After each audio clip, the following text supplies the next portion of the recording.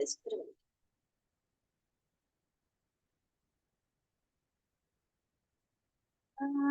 Krishna, Hare Krishna Mataji. Krishna Krishna Krishna, Hare Hare.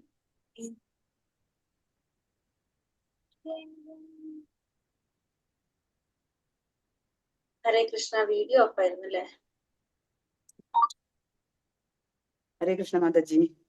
Hare Krishna എല്ലാവർക്കും പ്രണാമം.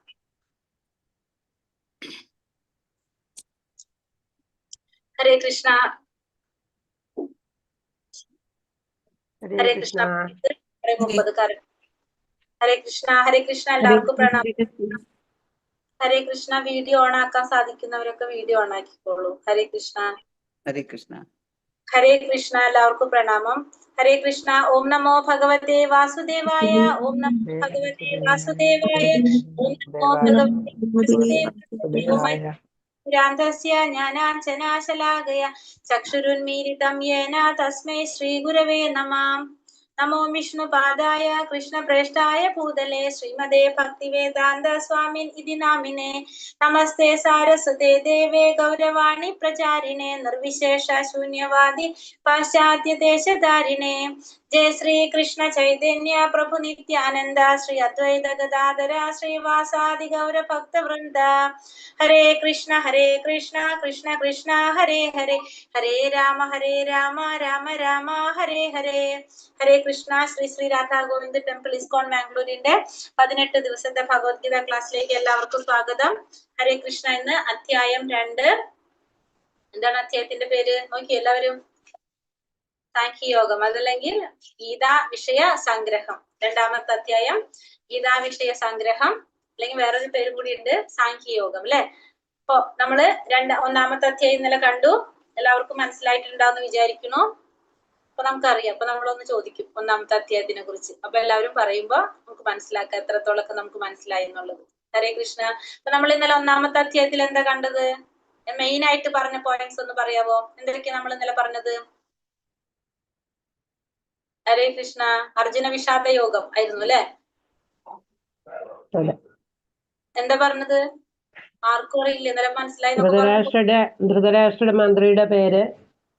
അതൊക്കെ ഓക്കെ. മെയിൻ ആയിട്ടുള്ള കുറച്ച് കാര്യങ്ങൾ നമ്മൾ പഠിച്ചിട്ടുണ്ടായിരുന്നല്ലേ. എന്തൊക്കെയായിരുന്നു? സമയം പോണു, 1 മണിക്കൂറുള്ളൂ. ഹരേ കൃഷ്ണ. എന്തൊക്കെ പഠിച്ചു നമ്മൾ ഇന്നലെ? അർജുനന്റെ പ്രധാന വിഷയങ്ങൾ ഈശ്വരൻ, ജീവാത്മാവ്, ഭൗതിക പ്രകൃതി, കാലം, കർമ്മം. ഭഗവത്ഗീതയിൽ ചർച്ച ചെയ്യപ്പെടുന്ന 5 വിഷയങ്ങൾ നമ്മൾ കണ്ടു. ഏതൊക്കെയാണ്? പരമാത്മാവ്, ജീവാത്മാവ്, ഭൗതിക പ്രകൃതി, കാലം, കർമ്മം. പിന്നെ നമ്മള് ചെയ്യാതിരിക്കാൻ അർജുനൻ പറയുന്ന കാരണങ്ങൾ കണ്ടു അല്ലെ നമ്മള്. ഏതൊക്കെയായിരുന്നു അത്? മൃദുല ഹൃദയത്വം, ഭൗതികമായ സുഖഭോഗങ്ങൾ, പാപം, പാപം, തീരുമാനമെടുക്കാനാവാത്ത അവസ്ഥ. 6 തരം അക്രമികളെ കുറിച്ച് കണ്ടു. പിന്നെ അർജുനന്റെ വിജയത്തിന്റെ ലക്ഷണങ്ങൾ കണ്ടു അല്ലേ? എന്നാൽ അതൊക്കെ നമ്മൾ കണ്ടില്ലേ? ഓർമ്മയുണ്ടോ? എല്ലാവർക്കും ഓർമ്മ വന്നോ? രാവിലെ ക്ലാസ് കഴിഞ്ഞ് പുസ്തകം അടച്ചു വെച്ചിട്ട് ഇന്നിപ്പോ രാവിലെ എഴുന്നേൽക്കുമ്പോ നമ്മളെ മനസ്സിനും ബുദ്ധിക്കും അറിയണം ഇന്ന് വീണ്ടും നമ്മൾ ഭഗവത്ഗീത ക്ലാസ്സിൽ കയറിയിരിക്കുകയാണ്. അപ്പൊ ഒന്ന് റിഫ്രഷ് ചെയ്യാണ്. നമ്മള് ആ ട്യൂണിലേക്ക് വന്നു. ഇപ്പൊ ആത്മീയത്തിലേക്ക് കടന്നു. ട്യൂൺ അല്ലെ? ആത്മീയത്തിലേക്ക് വന്നു. ഇപ്പൊ എല്ലാവരും ഓക്കെ ആയി. അപ്പൊ നമ്മള് മനസ്സിലായി ഇനിയിപ്പോ ഇതാണ് ഇനി 1 മണിക്കൂർ എന്നുള്ളത്. എല്ലാവരും ഓക്കെ ആയില്ലേ? ഹരേ കൃഷ്ണ. അപ്പൊ നമ്മള് 2ാമത്തെ അധ്യായം ഗീതാ വിഷയ സംഗ്രഹം. 2ാമത്തെ ഗീതാ വിഷയ സംഗ്രഹം, ആ പേര് കേൾക്കുമ്പോ തന്നെ നമുക്കറിയാം എന്താണ് ഭഗവത്ഗീതയുടെ ഒരു സംഗ്രഹം. ഗീതാ വിഷയത്തിന്റെ ഒരു സംഗ്രഹമാണ് 2ാമത്തെ അധ്യായം എന്ന് പറയാം നമുക്ക്. ഇതില് ഭഗവാൻ അർജുനൻ ഇപ്പൊ ഇന്നലെ നമ്മൾ കണ്ട കുറെ കാര്യങ്ങൾ അർജുനൻ പറയുന്നുണ്ട് അല്ലെ. അപ്പൊ അതിന് ഭഗവാൻ അർജുനന് ഇതിനൊക്കെ മറുപടി കൊടുക്കുകയാണ്. ഇന്നലെ നമ്മൾ 5 കാരണങ്ങൾ യുദ്ധം ചെയ്യാതിരിക്കാനായിട്ട് അർജുനൻ 5 കാര്യങ്ങൾ പറയുന്നുണ്ട്. നമ്മൾ പറഞ്ഞു ഫസ്റ്റ് മൃദുല ഹൃദയത്വം, പിന്നെ ഭൗതികമായിട്ടുള്ള സുഖാനുഭവം, പാപമല്ലേ എന്ന് ചോദിക്കുന്ന പറയുന്നുണ്ട് പിന്നെ കുടുംബ പാരമ്പര്യം നശിച്ചു പോകുന്നു പറഞ്ഞു. അതുകൊണ്ട് അർജുനന് തീരുമാനമെടുക്കാൻ പറ്റുന്നില്ല.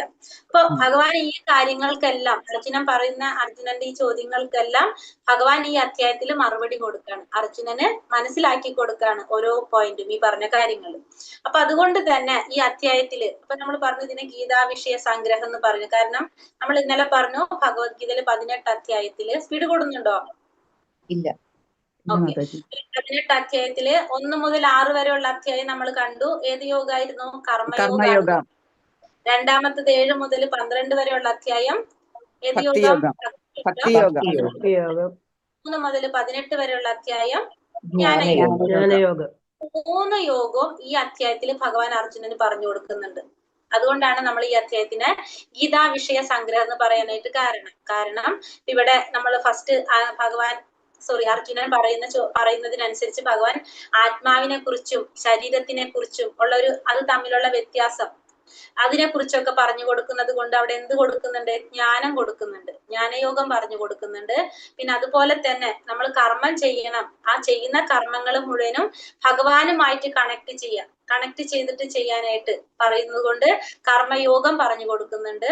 പിന്നെ ആ ചെയ്യുന്നത് മുഴുവനും എങ്ങനെയാണ്? കൃഷ്ണാവബോധത്തോടെ ചെയ്യണം, ഭക്തിപരമായിട്ട് ഭക്തിയോടെ ചെയ്യണമെന്ന് പറഞ്ഞതുകൊണ്ട് ഭക്തിയോഗത്തെ കുറിച്ചും ഈ അധ്യായത്തിൽ പറയുന്നുണ്ട്. അപ്പൊ 3 യോഗങ്ങളും കർമ്മയോഗവും ജ്ഞാനയോഗവും ഭക്തിയോഗവും ഇത് 3ഉം ഈ അധ്യായത്തില് ഭഗവാൻ അർജുനന് പറഞ്ഞു കൊടുക്കുന്നുണ്ട്. അതുകൊണ്ടാണ് ഈ അധ്യായത്തിന് നമ്മൾ എന്ത് പറയുന്നത്? ഗീതാ വിഷയ സംഗ്രഹം എന്നൊരു പേരും ശ്രീല പ്രഭുപാദർ അതിന് കൊടുക്കാനായിട്ട് കാരണം.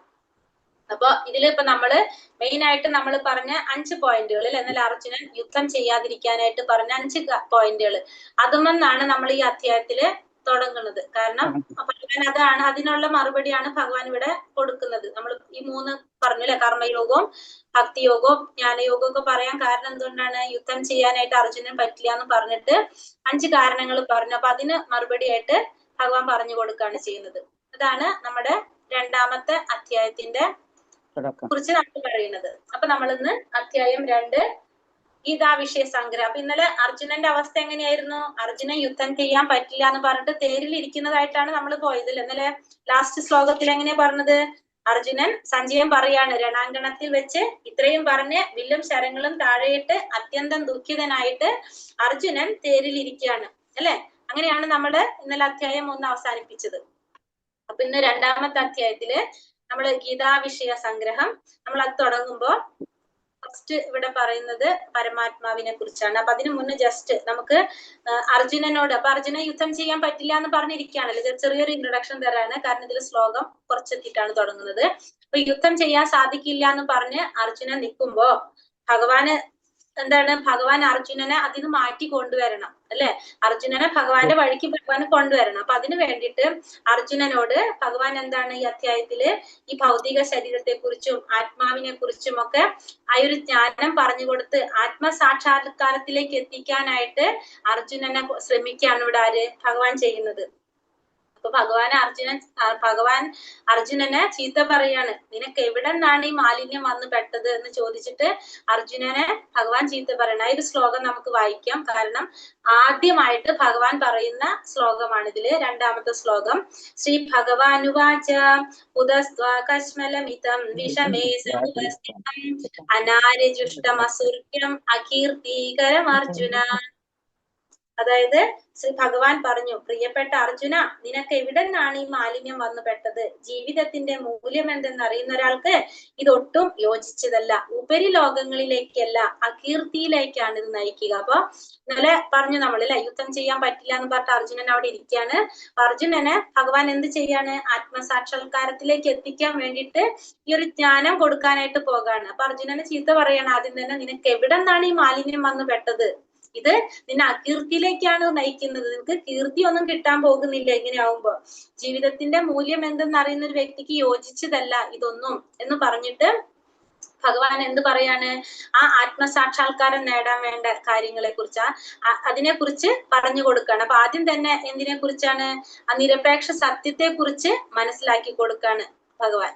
അതാണ് പിന്നെ നമുക്ക് തുടങ്ങുന്നത്. അപ്പോ നമ്മൾ ഈ പറഞ്ഞ ആ ഭൗതിക ശരീരത്തിന്റെയും ആത്മീയ എന്താ പറയാ ആത്മാവിന്റെ ഒക്കെ ഒരു പഠനം നടത്തിയിട്ട് ആത്മസാക്ഷാത്കാരത്തിലേക്ക് എത്താൻ വേണ്ടിയിട്ട് പ്രേരിപ്പിക്കുകയാണ് ഇവിടെ ഭഗവാൻ അർജുനനെ. അപ്പൊ അതിന് വേണ്ടിയിട്ട് ആദ്യം നമുക്ക് എന്ത് അറിയണം? നമ്മൾ ഇതിന്റെ ആ പരമസത്യത്തിന്റെ 3 ഭാവങ്ങളെ കുറിച്ച് നമുക്ക് മനസ്സിലാക്കണം. അപ്പൊ ആദ്യം തന്നെ നമുക്ക് ആ പരമസത്യത്തിന്റെ 3 ഭാവങ്ങളെ കുറിച്ച് അറിയണം. അപ്പൊ നമുക്ക് സാക്ഷാത്കാരം നേടണമെങ്കിൽ നമുക്ക് സാക്ഷാത്കാരം പലതരത്തിൽ ചെയ്യാം. ബ്രഹ്മത്തിൽ സാക്ഷാത്കരിക്കാം, പരമാത്മാവിൽ സാക്ഷാത്കരിക്കാം, ഭഗവാനിൽ സാക്ഷാത്കരിക്കാം. അപ്പൊ ആദ്യം തന്നെ അപ്പൊ നമുക്ക് ഏതിലാണ് സാക്ഷാത്കരിക്കേണ്ടതെന്ന് അറിയണമെങ്കിൽ ഈ 3 സാക്ഷാത്കാരത്തെ കുറിച്ച് നമുക്ക് അറിയണം. അതിനു വേണ്ടിയിട്ട് ഭഗവാൻ ആദ്യം എന്താണ് പറഞ്ഞു കൊടുക്കുന്നത്?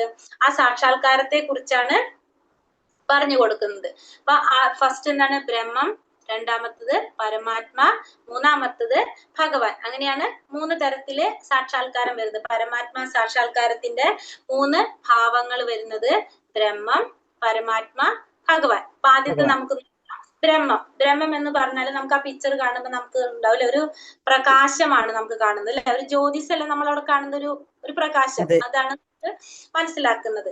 അപ്പൊ ബ്രഹ്മം എന്ന് പറഞ്ഞാല് ആധ്യാത്മിക ലോകത്തിലെ പ്രകാശം, അല്ലെങ്കിൽ ഭഗവാന്റെ ആ എന്താ പറയാ ശരീരത്തിൽ നിന്ന് വരുന്നപ്പോ ഭഗവാനൊക്കെ പ്രത്യക്ഷപ്പെടുമ്പോ നമ്മൾ സിനിമയിൽ പിക്ചറിലൊക്കെ കണ്ടിട്ടുണ്ടാവും. എങ്ങനെയാണ് ഭഗവാന്റെ ചുറ്റും ഒരു പ്രകാശ വലയം നമുക്ക് കാണാനായിട്ട് സാധിക്കും അല്ലെ. ആ പ്രകാശത്തിനെയാണ് നമ്മൾ എന്ത് പറയുന്നത്? ബ്രഹ്മം എന്ന് പറയുന്നത്. അപ്പൊ ആധ്യാത്മിക ലോകത്തിലെ പ്രകാശം എന്ന് പറയാം, അല്ലെങ്കിൽ ഭഗവാന്റെ ശരീരത്തിലെ പ്രകാശം, അതൊരു ജ്യോതിസ്, അതിനെയാണ് നമ്മള് ബ്രഹ്മം എന്ന് പറയുന്നത്. അപ്പൊ ആ ബ്രഹ്മത്തില് ലയിക്കുക. ഇപ്പൊ ബ്രഹ്മത്തില് ലയിക്കുമ്പോ എന്താണ്? ഭഗവാന്റെ ആ പ്രകാശം മാത്രമേ നമ്മൾ കാണുന്നുള്ളൂ, ആ രൂപം നമ്മൾ കാണും. ഇപ്പൊ രണ്ടാമത്തെ പരമാത്മാവിനെ നോക്കിക്കോളൂ, അതിന്റെ ചുറ്റുമായ ഒരു പ്രകാശം കാണുന്നുണ്ടല്ലോ. ആ പ്രകാശത്തിൽ ലയിക്കുമ്പോ നമുക്ക് എന്താണ്? ആ ഭഗവാനെ നമ്മൾ അറിയുന്നില്ല. ആദ്യം നമ്മൾ എന്ത് മാത്രമേ കാണുന്നുള്ളൂ? ആ പ്രകാശത്തെ മാത്രമേ അറിയുന്നുള്ളൂ. അതിനെയാണ് ബ്രഹ്മം എന്ന് പറയുന്നത്. അപ്പൊ ബ്രഹ്മസാക്ഷാത്കാരം എന്ന് പറഞ്ഞു കഴിഞ്ഞാല് ആദ്യം ഭയങ്കര ഒരു ജ്യോതി, അതിന്റെ പിന്നിലാണ് ഭഗവാന്റെ ഒരു രൂപമുള്ളത്. അപ്പൊ പ്രകാശത്തിനെ മനസ്സിലാക്കുന്നവർക്ക് ആ പ്രകാശം വരെ കാണുള്ളൂ, പ്രകാശത്തെ അവർ ഓൾറെഡി ലയിച്ചു പോകും, പിന്നെ അതിന്റെ അപ്പുറത്തുള്ള രൂപം അവർക്ക് കാണാനായിട്ട് സാധിക്കുന്നില്ല. അപ്പൊ ഒന്നാമത്തെ നമുക്ക് മനസ്സിലായോ? ബ്രഹ്മ സാക്ഷാത്കാരം എന്ന് പറഞ്ഞാല് ഭഗവാന്റെ ആ ഒരു ജ്യോതിസിനെ, ഭഗവാന്റെ ശരീരത്തിൽ നിന്ന് വരുന്ന ആ പ്രകാശത്തിന് അല്ലെങ്കിൽ ആ ജ്യോതിസിനെയാണ് നമ്മൾ എന്ത് പറയുന്നത്? ബ്രഹ്മം എന്ന് പറയുന്നത്. അതൊരു പ്രകാശമാണ്. ഇപ്പൊ നമ്മൾ എന്തിലേക്കാണ് ലയിക്കുന്നത്? ആ പ്രകാശത്തിലേക്കാണ് ലയിക്കുന്നത്, ബ്രഹ്മത്തിൽ ലയിക്കുക എന്ന് പറയുമ്പോ. അപ്പൊ ആ പ്രകാശത്തിൽ ലയിക്കുന്നവർക്ക് ആരെ കുറിച്ച് അറിയുന്നില്ല? പരമാത്മാവിനെ കുറിച്ചോ ഭഗവാനെ കുറിച്ചോ അറിയുന്നില്ല. അവര് ഭഗവാന്റെ ആ ഒരു പ്രകാശത്തിൽ അവര്, അതായത് ഭഗവാൻ ഒരു രൂപമുണ്ടെന്ന് അവർ ചിന്തിക്കുന്നില്ല. ഭഗവാൻ എന്ന് പറഞ്ഞ അവരുടെ കാഴ്ചയിൽ എന്താണ്? ഒരു പ്രകാശമാണ്. അങ്ങനെയാണ് അവർ ചിന്തിക്കുന്നത്. അപ്പൊ അവരെ സംബന്ധിച്ച് ആ സാക്ഷാത്കാരം ഏതുവരെ വരുന്നുള്ളൂ? ആ പ്രകാശം വരെ വരുന്നുള്ളൂ. ആ പ്രകാശത്തിലേക്ക് അവര് ലയിക്കുകയാണ് ചെയ്യുന്നത്. മനസ്സിലായോ ഞാൻ ഈ പറഞ്ഞത്? ഹരേ കൃഷ്ണ. മനസ്സിലായി മാതാജി. മനസ്സിലായി മാതാജി. നമ്മൾ പറഞ്ഞു അപ്പൊ ഭഗവാന്റെ അരൂപമുണ്ടെന്ന് ഇവർക്ക് അറിയില്ല. ബ്രഹ്മത്തിൽ ലയിക്കുന്നവർക്ക് ഭഗവാന്റെ ഒരു പ്രകാശത്തെ കുറിച്ച് മാത്രം അറിയാണ്. അപ്പൊ അതുകൊണ്ട് അവർ ആ പ്രകാശത്തിലേക്ക് ലയിക്കുകയാണ്. അതാണ് ഒന്നാമത്തെ സാക്ഷാത്കാരം നമ്മൾ പറഞ്ഞത്, ബ്രഹ്മ സാക്ഷാത്കാരം. ഇനി രണ്ടാമത്തെ സാക്ഷാത്കാരാണ് പരമാത്മാ സാക്ഷാത്കാരം. പരമാത്മാ സാക്ഷാത്കാരം എന്ന് പറഞ്ഞിരുന്നാല് ആ പരമാത്മാവിനെ സാക്ഷാത്കരിക്കുകയാണ്. പരമാത്മാവ് എന്ന് പറഞ്ഞാൽ നമ്മുടെ എല്ലാവരുടെ ഉള്ളിൽ ആരുണ്ട്? പരമാത്മാ രൂപത്തിൽ ഭഗവാൻ ഇരിക്കുന്നുണ്ട്. നമ്മുടെ എല്ലാവരുടെ ഉള്ളിലും പരമാത്മാ രൂപത്തില് ഭഗവാൻ ഇരിക്കുന്നുണ്ട്. ആ പരമാത്മാവിനെ, അതായത് ശംഖ് ചക്ര ഗദാപത്മത്തോട് കൂടിയ, അതായത് 4 കൈകൾ അല്ലെ, ശംഖ് ചക്രം ഗദാപത്മം, ഇത് 4ഉം പിടിച്ചിരിക്കുന്ന ആ പരമാത്മാ രൂപത്തിലുള്ള ഭഗവാനെ സാക്ഷാത്കരിക്കുന്നതാണ് എന്ത്? രണ്ടാമത്തെ സാക്ഷാത്കാരമായിട്ടുള്ള ഈ രൂപം. നമ്മൾ പറയുന്ന ശംഖ് ചക്ര ഗദാപത്മത്തോട് കൂടിയ ഈ രൂപത്തിലുള്ള ഭഗവാനെ സാക്ഷാത്കരിക്കുക. അതാണ് രണ്ടാമത്തെ സാക്ഷാത്കാരം എന്ന് പറയുന്നത്. അതായത് പരമസത്യത്തിന്റെ 3 ഭാവങ്ങളാണ്. ഫസ്റ്റത്തെ നമ്മൾ കണ്ടു ബ്രഹ്മ സാക്ഷാത്കാരം, രണ്ടാമത്തേതാണ് പരമാത്മാ സാക്ഷാത്കാരം. അതായത് നമ്മുടെ ഉള്ളിലിരിക്കുന്ന പരമാത്മാവായിട്ട്, നമ്മുടെ എല്ലാവരും ഉള്ളിലും ആരുണ്ട്? ഭഗവാൻ പരമാത്മാവായിട്ട് ഇരിക്കുന്നുണ്ട്. പരമാത്മാവായിട്ട് ചൈത്യഗുരുവായിട്ട് നമ്മളെല്ലാവരുടെ ഉള്ളിലും ഭഗവാൻ ഇരിക്കുന്നുണ്ട്. ആ പരമാത്മാവിനെ സാക്ഷാത്കരിക്കുന്നതാണ് രണ്ടാമത്തെ സാക്ഷാത്കാരം, പരമാത്മാ സാക്ഷാത്കാരം എന്ന് പറയുന്നത്. ഇത് കുറേ വർഷങ്ങള് നമ്മൾ ധ്യാനത്തിലൂടെ, നമ്മളിപ്പോ തപസ്യൊക്കെ ചെയ്തിട്ട്, സന്യാസിമാരൊക്കെ തപസ്സികളൊക്കെ ചെയ്തിട്ട് കുറേ വർഷം ധ്യാനത്തിലൂടെയാണ് എന്ത് സാധിക്കുന്നത്? ഈ സാക്ഷാത്കാരം, പരമാത്മാ സാക്ഷാത്കാരം നേടാനായിട്ട് സാധിക്കുന്നത്. ധ്യാനത്തിലൂടെ സാക്ഷാത്കരിക്കുകയാണ് ചെയ്യുന്നത്. അപ്പൊ നമുക്ക് എവിടേക്ക് പോകാൻ സാധിക്കും? വൈകുണ്ഠ ലോകങ്ങളിലേക്ക് പോകാനായിട്ട് നമുക്ക് സാധിക്കും. അപ്പൊ പക്ഷെ കുറെ ജന്മങ്ങൾ നമ്മൾ എടുക്കേണ്ടി വരും. കുറെ ജന്മങ്ങൾ എടുത്തിട്ടാണ് നമുക്ക് ഈ ഒരു സാക്ഷാത്കാരം നേടാനായിട്ട് സാധിക്കുന്നത്. രണ്ടാമത്തത് ഭഗവാന്റെ ചതുർഭുജ രൂപത്തിലുള്ള ആ പരമാത്മാവിനെ സാക്ഷാത്കരിക്കുന്നതാണ് പരമാത്മാ സാക്ഷാത്കാരം. കുറെ ജന്മങ്ങൾ നമ്മൾ എടുക്കേണ്ടതായിട്ട് വരും. ധ്യാനത്തിലൂടെ നമുക്കത് സാധിക്കുന്നത്. അതിന് കുറെ ജന്മങ്ങളൊക്കെ എടുത്തിട്ടാണ് നമുക്ക് ഈ സാക്ഷാത്കാരം നേടാനായിട്ട് സാധിക്കുന്നത്. അതാണ് രണ്ടാമത്തെ സാക്ഷാത്കാരം, പരമാത്മാ സാക്ഷാത്കാരം. ഇനി മൂന്നാമത്തതാണ് ഭഗവത് സാക്ഷാത്കാരം. ഭഗവത് സാക്ഷാത്കാരം എന്ന് പറഞ്ഞാല് സച്ചിദാനന്ദ സ്വരൂപനായിട്ടുള്ള, അതായത് സത്ത് ചിത്താനന്ദം, എപ്പോഴും നമുക്ക് ആനന്ദം നൽകുന്ന, നമുക്ക് എപ്പോഴും ആനന്ദവും ജ്ഞാനവും ഒക്കെ പ്രദാനം ചെയ്യുന്ന ആ സച്ചിദാനന്ദനായിട്ടുള്ള ഭഗവാനെ സാക്ഷാത്കരിക്കുന്നതാണ് എന്ത്? സച്ചിദാനന്ദ ഭഗവത് സാക്ഷാത്കാരം. ഭഗവാൻ കൃഷ്ണനെ സാക്ഷാത്കരിക്കുക. അതാണ് നമുക്ക് എന്ത് പറയണം? മൂന്നാമത്തെ സാക്ഷാത്കാരം ഭഗവത് സാക്ഷാത്കാരം എന്ന് പറയുന്നത്. ഭഗവാൻ കൃഷ്ണനെ സാക്ഷാത്കരിക്കുകയാണ് നമ്മൾ ചെയ്യുന്നത്. അപ്പൊ ഇത് നമുക്ക് സത്യത്തില് ഈ കലിയുഗത്തിൽ എളുപ്പത്തിൽ സാധിക്കുന്ന പറയുന്നത്. കാരണം ഭഗവാന്റെ നാമം ജപിച്ചുകൊണ്ടും ഭക്തിയുടെ സേവനം ചെയ്തുകൊണ്ടും കലിയുഗത്തില് ഭഗവത് സാക്ഷാത്കാരം താരതമ്യേന എളുപ്പമാണ് നമുക്ക് പറയാം. കാരണം എന്താണ്? കലിയുഗത്തിൽ ഭഗവാൻ നാമരൂപത്തിൽ അവതരിച്ചത് കൊണ്ട് തന്നെ ഭഗവാന്റെ നാമം ജപിച്ചുകൊണ്ടും പിന്നെ ഭഗവത് സേവനങ്ങളൊക്കെ ചെയ്തുകൊണ്ടും ഭക്തിയുടെ സേവനത്തിലൂടെ നമുക്ക് എളുപ്പത്തില് നമുക്ക് ഏത് സാധിക്കും? ഭഗവത് സാക്ഷാത്കാരം നേടാനായിട്ട് സാധിക്കും. അപ്പൊ 3 തരത്തില് നമുക്ക് സാക്ഷാത്കാരം നടക്കും. ഒന്ന് ബ്രഹ്മത്തില്, ഭഗവാന്റെ ആ ജ്യോതിസിൽ ലയിക്കുന്നത് ബ്രഹ്മ സാക്ഷാത്കാരം. രണ്ടാമത്തത് പരമാത്മാവായിരിക്കുന്ന ആ ചതുർഭുജധാരിയായിട്ടുള്ള പരമാത്മാവിനെ സാക്ഷാത്കരിക്കുന്നത് പരമാത്മാ സാക്ഷാത്കാരം. മൂന്നാമത്തത് ഭഗവത് സാക്ഷാത്കാരം. അപ്പൊ അതില് ഏറ്റവും ശ്രേഷ്ഠമായിട്ടുള്ളത് ഏതാണ്? ഇതില് 3 എന്താ തോന്നിയത്? ഭഗവത് സാക്ഷാത്കാരം. സാക്ഷാത്കാരാണ്. കാരണം നമുക്ക് എപ്പോഴും എന്താണത്? ആനന്ദം കിട്ടാണ് അല്ലെ? നമുക്ക് ആനന്ദം കിട്ടാണ്. ഭക്തിയുടെ സേവനത്തിലൂടെ നമുക്ക് എളുപ്പത്തിൽ ചെയ്യാനായിട്ട് സാധിക്കും. കലിയുഗത്തിൽ നമുക്ക് എളുപ്പത്തിൽ സാധിക്കുന്നതാണ് ഭഗവത് സേവനത്തിലൂടെ, ഭക്തിയുടെ സേവനത്തിലൂടെ ഭഗവത് സാക്ഷാത്കാരം. അപ്പൊ ഫസ്റ്റ് ബ്രഹ്മ സാക്ഷാത്കാരം. അപ്പൊ ആത്മസാക്ഷാത്കാരത്തിന് അല്ലെങ്കിൽ പരമാത്മാ സാക്ഷാത്കാരത്തിന്റെ 3 ഭാവങ്ങൾ നമുക്ക് എന്തൊക്കെ പറയാം? ഫസ്റ്റ് ബ്രഹ്മ സാക്ഷാത്കാരം, രണ്ടാമത്തത് പരമാത്മാ സാക്ഷാത്കാരം, മൂന്നാമത്തത് ഭഗവത് സാക്ഷാത്കാരം.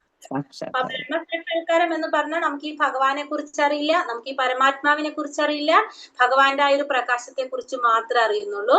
രണ്ടാമത്തത് പരമാത്മാ സാക്ഷാത്കാരം എന്ന് പറയുമ്പോൾ ആ ബ്രഹ്മത്തിന്റെ അപ്പുറത്തേക്ക് കടന്നു, ആ ബ്രഹ്മത്തിന്റെ ഉള്ളിലുള്ള ആ ചതുർഭുജധാരിയായിട്ടുള്ള രൂപത്തെ നമുക്ക് മനസ്സിലായി, ആ രൂപത്തെ സാക്ഷാത്കരിക്കുകയാണ്. പക്ഷെ അതെന്താണ്? കുറെ ജന്മങ്ങള് അല്ലെങ്കിൽ കുറെ വർഷങ്ങള് ധ്യാനത്തിലൂടെയാണ് നമുക്കിത് സാധിക്കുന്നത്. അപ്പൊ അതിന് കുറെ സമയം നമുക്ക് എടുക്കും. അത് കഴിഞ്ഞിട്ടാണ് പിന്നെ ഏത് വരുന്നത്? മൂന്നാമത്തെ സാക്ഷാത്കാരം ഭഗവത് സാക്ഷാത്കാരം വരുന്നത്. അത് താരതമ്യേന നമുക്ക് എളുപ്പാന്ന് പറയാം. കാരണം കലിയുഗത്തില് ഭക്തിയുടെ സേവനത്തിലൂടെ നമുക്ക് എന്താണ്? ഭഗവത് ഭക്തിയുടെ സേവനം ചെയ്ത് കഴിഞ്ഞാൽ ഭഗവാന്റെ അടുത്തേക്ക് നേരിട്ട് എൻട്രി ആന്ന് പറയും നമുക്ക്. അപ്പൊ അങ്ങനെ നമുക്ക് ഭഗവാനെ സാക്ഷാത്കരിക്കാനായിട്ട് സാധിക്കും. അതാണ് 3 തരത്തിലുള്ള സാക്ഷാത്കാരം എന്ന് പറയുന്നത്. ഇത് ക്ലിയർ ആയോ എല്ലാവർക്കും?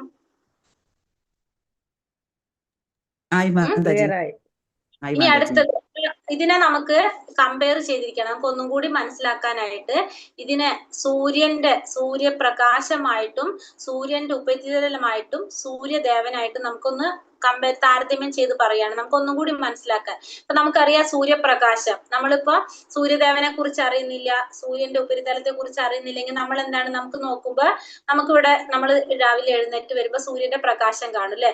നമുക്കത് അറിയില്ല, ഒരു ദേവനിൽ നിന്ന് വരുന്നതാണ് നമുക്കറിയില്ല. ആ ഒരു പ്രകാശം ഉണ്ടെന്ന് മാത്രമേ നമുക്കറിയുള്ളൂ. അതാണ് ബ്രഹ്മം. രണ്ടാമത്തത് സൂര്യന്റെ ഉപരിതലം. അപ്പൊ ആ സൂര്യന്റെ ഉപരിതലം എന്ന് പറയുമ്പോൾ എന്താണ്? പ്രകാശത്തിനേക്കാളും കുറച്ചും കൂടി അറിയാൻ സാധിച്ചു. അപ്പോഴും നമ്മൾക്ക് ആരെ കുറിച്ച് അറിയുന്നില്ല? ദേവനെ കുറിച്ച് അറിയുന്നില്ല.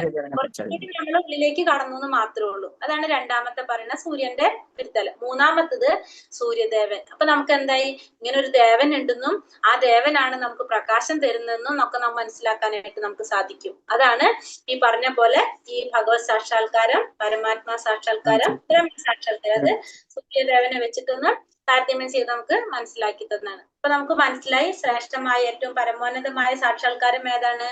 ഭഗവത് സാക്ഷാത്കാരമാണ് അല്ലെ? അപ്പൊ നമുക്ക് എന്തറിയണം? ഇനി ഈ ഭഗവാൻ ആരാണെന്ന് അറിയണം. അല്ലെ? സാക്ഷാത്കാരം നമുക്ക് പറഞ്ഞു ഏറ്റവും ശ്രേഷ്ഠമായത് ഭഗവത് സാക്ഷാത്കാരമാണെന്ന്. അപ്പൊ നമുക്ക് ആദ്യം എന്തറിയണം? ഈ ഭഗവാൻ എന്ന് പറഞ്ഞാൽ എന്താണ്, അത് ആരാണ് നമുക്ക് മനസ്സിലാക്കണം. അപ്പൊ അതിന് വേദവ്യാസന്റെ പിതാവ്, വേദവ്യാസൻ ആരാണ്? വേദവ്യാസൻ മഹാഭാരതവും ഇതൊക്കെ രചിച്ചിട്ടുള്ളത് അല്ലെ? വേദവ്യാസൻ ഭഗവാന്റെ അവതാരമാണ് വേദവ്യാസൻ. ആ വേദവ്യാസന്റെ പിതാവായിട്ടുള്ള പരാശര മഹർഷി ഭഗവാന് നൽകിയിരിക്കുന്ന നിർവചനം, സംസ്കൃതത്തില് ഭഗവാൻ എന്ന വാക്കിന് നൽകിയിരിക്കുന്ന നിർവചനമാണ് എന്ത് പറയണത്? കുറേ സൗന്ദര്യം, സമ്പത്ത്, കീർത്തി, ശക്തി, ജ്ഞാനം, വൈരാഗ്യം, ഈ 6 ഗുണങ്ങളും ഉൾക്കൊള്ളുന്ന പരമപുരുഷനാണ് ആര്? ഭഗവാൻ എന്ന് പറഞ്ഞാല് ബുക്കിൽ കൊടുത്തിട്ടുള്ളത് സമ്പത്ത്, ശക്തി, യശസ്, സൗന്ദര്യം, ജ്ഞാനം, ത്യാഗം. ഈ 6 ഗുണങ്ങള് ഉൾക്കൊള്ളുന്നത്, ഈ 6ഉം ഒരുമിച്ച് ആരില് കണ്ടാലും നമുക്ക് അവരാരെന്ന് പറയാം? ഭഗവാൻ എന്ന് പറയാം. കാരണം ഈ 6 ഗുണങ്ങളും ആർക്ക് മാത്രമേ ഉണ്ടാകുള്ളൂ? ഭഗവാന് മാത്രമേ ഉണ്ടാവുള്ളൂ. വലിയ സൗന്ദര്യമുള്ള ഒരാളെ നമുക്ക് കാണാം, കുറെ സമ്പത്തുള്ള ഒരു വ്യക്തിയെ കാണാം, പക്ഷെ ഇതെല്ലാം കൂടിയിട്ട് ഒരുമിച്ച് ആരിലേ ഉണ്ടാവുള്ളൂ? കുറെ സൗന്ദര്യം, കുറെ സമ്പത്ത്, കീർത്തി, ശക്തി, ജ്ഞാനം, വൈരാഗ്യം. വൈരാഗ്യം എന്ന് പറഞ്ഞു കഴിഞ്ഞാല് ഈ ഭൗതികമായിട്ടുള്ള എന്നുള്ളൊരു മോചനം, അതാണ് നമ്മൾ അവിടെ ഉദ്ദേശിക്കുന്നത്. അപ്പൊ ഈ വൈരാഗ്യം, ഇതൊക്കെ പരിപൂർണ വൈരാഗികളായും ഒട്ടേറെ ആളുകൾ ഉണ്ടാവും. പക്ഷെ ഈ എല്ലാ ഗുണങ്ങളും കൂടി ഒത്തിണങ്ങിയിട്ടുള്ളത് ആരായിരിക്കും? അത് ഭഗവാൻ മാത്രമായിരിക്കും. അതാണ് ഭഗവാന് പരാശര മഹർഷി നൽകിയിരിക്കുന്ന നിർവചനം. അതായത് 6 ഭാഗങ്ങള്, 6 ഐശ്വര്യങ്ങള് ഉൾക്കൊള്ളുന്നത്. അതാണ് പറഞ്ഞത്, 6 ഐശ്വര്യങ്ങൾ ഉൾക്കൊള്ളുന്നതാണ് ആര്? ഭഗവാൻ. പരാശര മഹർഷി നൽകിയിരിക്കുന്ന നിർവചനമാണത് ഭഗവാൻ എന്ന വാക്കിന്. സൗന്ദര്യം, സമ്പത്ത്, ശക്തി, കീർത്തി, ജ്ഞാനം, വൈരാഗ്യം. അപ്പൊ ഈ 6 ഗുണങ്ങളും ഉൾക്കൊള്ളുന്നത് ആരാണോ അവരാണ് നമ്മൾ ഭഗവാൻ എന്ന് പറയുന്നത്. അപ്പൊ അർജുനൻ അപ്പൊ എന്നെ കുറിച്ച് പറഞ്ഞു കൊടുത്തു ഭഗവാൻ? ഈ 3 കാര്യങ്ങൾ അല്ലെ, പരമാത്മാവിനെ കുറിച്ചും ബ്രഹ്മത്തെ കുറിച്ചും പരമാത്മാവിനെ കുറിച്ചും ഭഗവാനെ കുറിച്ചൊക്കെ പറഞ്ഞു കൊടുത്തു. പിന്നെന്താണ്? ചീത്തയും പറഞ്ഞു അല്ലെ? നീ എന്താണ് പറഞ്ഞത്? അർജുനനോട് പറഞ്ഞത്, എവിടെ നിന്നാണ് നിനക്ക് മാലിന്യം വന്നു പെട്ടത്? ഇത് യോജിച്ചതല്ല എന്ന് പറഞ്ഞു അല്ലെ? ജീവിതത്തിന്റെ മൂല്യം എന്തെന്ന് അറിയുന്നവർക്ക് യോജിച്ചതല്ല, നിന്നെ ഇത് അകീർത്തിയിലേക്കാണ് നയിക്കുക എന്നുള്ളത് ആര് പറഞ്ഞു? ഭഗവാൻ അർജുനനോട് പറഞ്ഞു. അപ്പൊ അർജുനൻ എന്താ പറയുന്നത്? ഇതൊക്കെ കേട്ടപ്പോ അർജുനന് വിഷമായി, ചീത്ത പറയില്ല ഭഗവാൻ. അപ്പൊ അർജുനന് പ്രയാസമായപ്പോ പിന്നെയും ഭഗവാൻ ചീത്ത പറയുന്നുണ്ട്. കാരണം എന്താണ്? നീ ഇത്തരം ആണത്തമില്ലാത്ത പ്രവർത്തികൾക്ക് നീ തരം താഴരുത്, നിനക്ക് യോജിച്ചതല്ല ഇതൊന്നും, നീ അതുകൊണ്ട് എഴുന്നേറ്റ് യുദ്ധം ചെയ്യൂ എന്ന് അർജുനനോട് ഭഗവാൻ പറയുന്നുണ്ട്. അപ്പൊ അർജുനൻ എന്താ പറയുന്നത്? അർജുനൻ പറയാണ്, എനിക്ക് മനസ്സിലാകുന്നില്ല, ഇവരിൽ ജയിക്കുന്നതാണോ അല്ലെങ്കിൽ അവരാൽ തോൽപ്പിക്കപ്പെടുന്നതാണോ? കാരണം ഭഗവാൻ ചീത്ത പറയാണല്ലോ. അപ്പൊ അതിനനുസരിച്ച് ഭഗവാനോട് പറയണം, എനിക്ക് എന്താണെന്ന് മനസ്സിലാകുന്നില്ല, ഇവരെ കൊന്നിട്ട് നമുക്ക് ജീവിച്ചിരുന്നിട്ട് വല്ല കാര്യമുണ്ടോ? യുദ്ധം നമ്മളെ മുന്നിൽ നിൽക്കാണ്, എനിക്കൊന്നും മനസ്സിലാകുന്നില്ല കൃഷ്ണ, എന്താണ് ചെയ്യേണ്ടത്? പിന്നെ ഞാൻ ഇവരോട് എങ്ങനെയാണ് അസ്ത്രത്തിൽ തിരിച്ചടിക്കാൻ സാധിക്കുന്നത്? കാരണം ഭീഷ്മരും ദ്രോണരും അവരൊക്കെ എങ്ങനെയുള്ളവരാണ്? എനിക്ക് പൂജാർഹരാണല്ലോ, അവരൊക്കെ പൂജിക്കുന്ന ഒരു രീതിയാണ് അർജുനൻ. അത്രയും അവരോട് എന്താണ് ബഹുമാനാണ് അർജുനന്. ഇവരോടൊക്കെ ഞാൻ എങ്ങനെയാണ് യുദ്ധം ചെയ്യുക എന്ന് അർജുനൻ ചോദിക്കുകയാണ്. അർജുനൻ പറയുന്നത്, അപ്പൊ ഞാൻ അത് കാരണം കൊണ്ട് എനിക്കൊന്നും ചെയ്യാൻ പറ്റാത്തൊരവസ്ഥയാണ്, എനിക്കൊന്നും മനസ്സിലാകുന്നില്ല എന്ന് പറഞ്ഞിട്ട് അർജുനൻ എന്താണ്? ഭഗവാന് സറണ്ടർ ആകാണ് ഇവിടെ. എങ്ങനെയാണ്? കാർപ്പണ്യദോഷോപഹത സ്വഭാവഃ പൃച്ഛാമി ത്വാം ധർമ്മ സമ്മൂഢചേതഃ യശ്രേയസാനിശ്ചിതം ബ്രൂഹി തന്മേ ശിഷ്യസ്തേഹം ശാതി മാം ത്വാം പ്രപന്നം. ഇവിടെ എന്താ പറയുന്നത്? കാർപ്പണ്യദോഷം കൊണ്ട്, കാർപ്പണ്യദോഷോപഹത സ്വഭാവഃ പൃച്ഛാമി ത്വാം ധർമ്മ സമ്മൂഢചേതഃ യശ്രേയസാനിശ്ചിതം ബ്രൂഹി തന്മേ ശിഷ്യസ്തേഹം ശാതി മാം ത്വാം പ്രപന്നം. അർജുനൻ ഭഗവാനോട് വഴക്ക് പറയില്ലായിരുന്നു. അപ്പൊ അർജുനൻ എന്താ പറയുന്നത്? ദൗർബല്യം കൊണ്ട് ആത്മനിയന്ത്രണം നഷ്ടപ്പെട്ട എനിക്ക് കൃത്യനിർവഹണത്തെ പറ്റി ഒന്നും വ്യക്തമാകുന്നില്ല, ഈ അവസ്ഥയിൽ എനിക്ക് എന്താണ് യോജിച്ചതെന്ന് പറഞ്ഞു തരണം. അപ്പൊ അർജുനൻ പറയാണ്, ദൗർബല്യം കൊണ്ട് ആത്മനിയന്ത്രണം നഷ്ടപ്പെട്ടിട്ട് എനിക്ക് എന്താണ് ചെയ്യേണ്ടതെന്നൊന്നും മനസ്സിലാകുന്നില്ല, അതുകൊണ്ട് എനിക്ക് യോജിച്ചത് എന്താണെന്ന് ഭഗവാൻ എനിക്ക് പറഞ്ഞു തരണം. ഞാനിപ്പോ അങ്ങയെ ശരണം പ്രാപിച്ച ശിഷ്യനാണ്, എനിക്ക് ദയവായി ഉപദേശം തന്നാലോ. അപ്പൊ അർജുനൻ ഭഗവാന്റെ മുന്നിൽ സറണ്ടറായി, പുള്ള് ശരണാഗതി പ്രാപിച്ചു. എന്നിട്ട് പറഞ്ഞ്, എന്നെ ശിഷ്യനായിട്ട് സ്വീകരിക്കണം, എനിക്ക് വേണ്ട ഉപദേശം തന്നാലും എന്ന് പറഞ്ഞു. അപ്പൊ ഇതുവരെ അർജുനൻ ഭഗവാന്റെ അടുത്ത് ഏത് ഭാവത്തിലായിരുന്നു? അവര് മിത്രമായിരുന്നു അല്ലെ, അവർ രണ്ടുപേരും സുഹൃത്തുക്കളായിരുന്നു. പക്ഷെ ഇപ്പോ എന്തായിട്ട് മാറി? അർജുനൻ ഭഗവാന്റെ ശിഷ്യനാവാണ് അല്ലെ, ശിഷ്യനാവാണ്. കണ്ടില്ല, ഒരു ശിഷ്യൻ ഇരിക്കുന്നത് എങ്ങനെയാണ്? ഇരുന്ന് കൈകൂപ്പി പറയാണ്, എനിക്ക് വേണ്ട ഉപദേശം തന്നാലും എന്ന് അർജുനൻ ഭഗവാനോട് ആവശ്യപ്പെടാണ് ഉപദേശം തരാനായിട്ട്.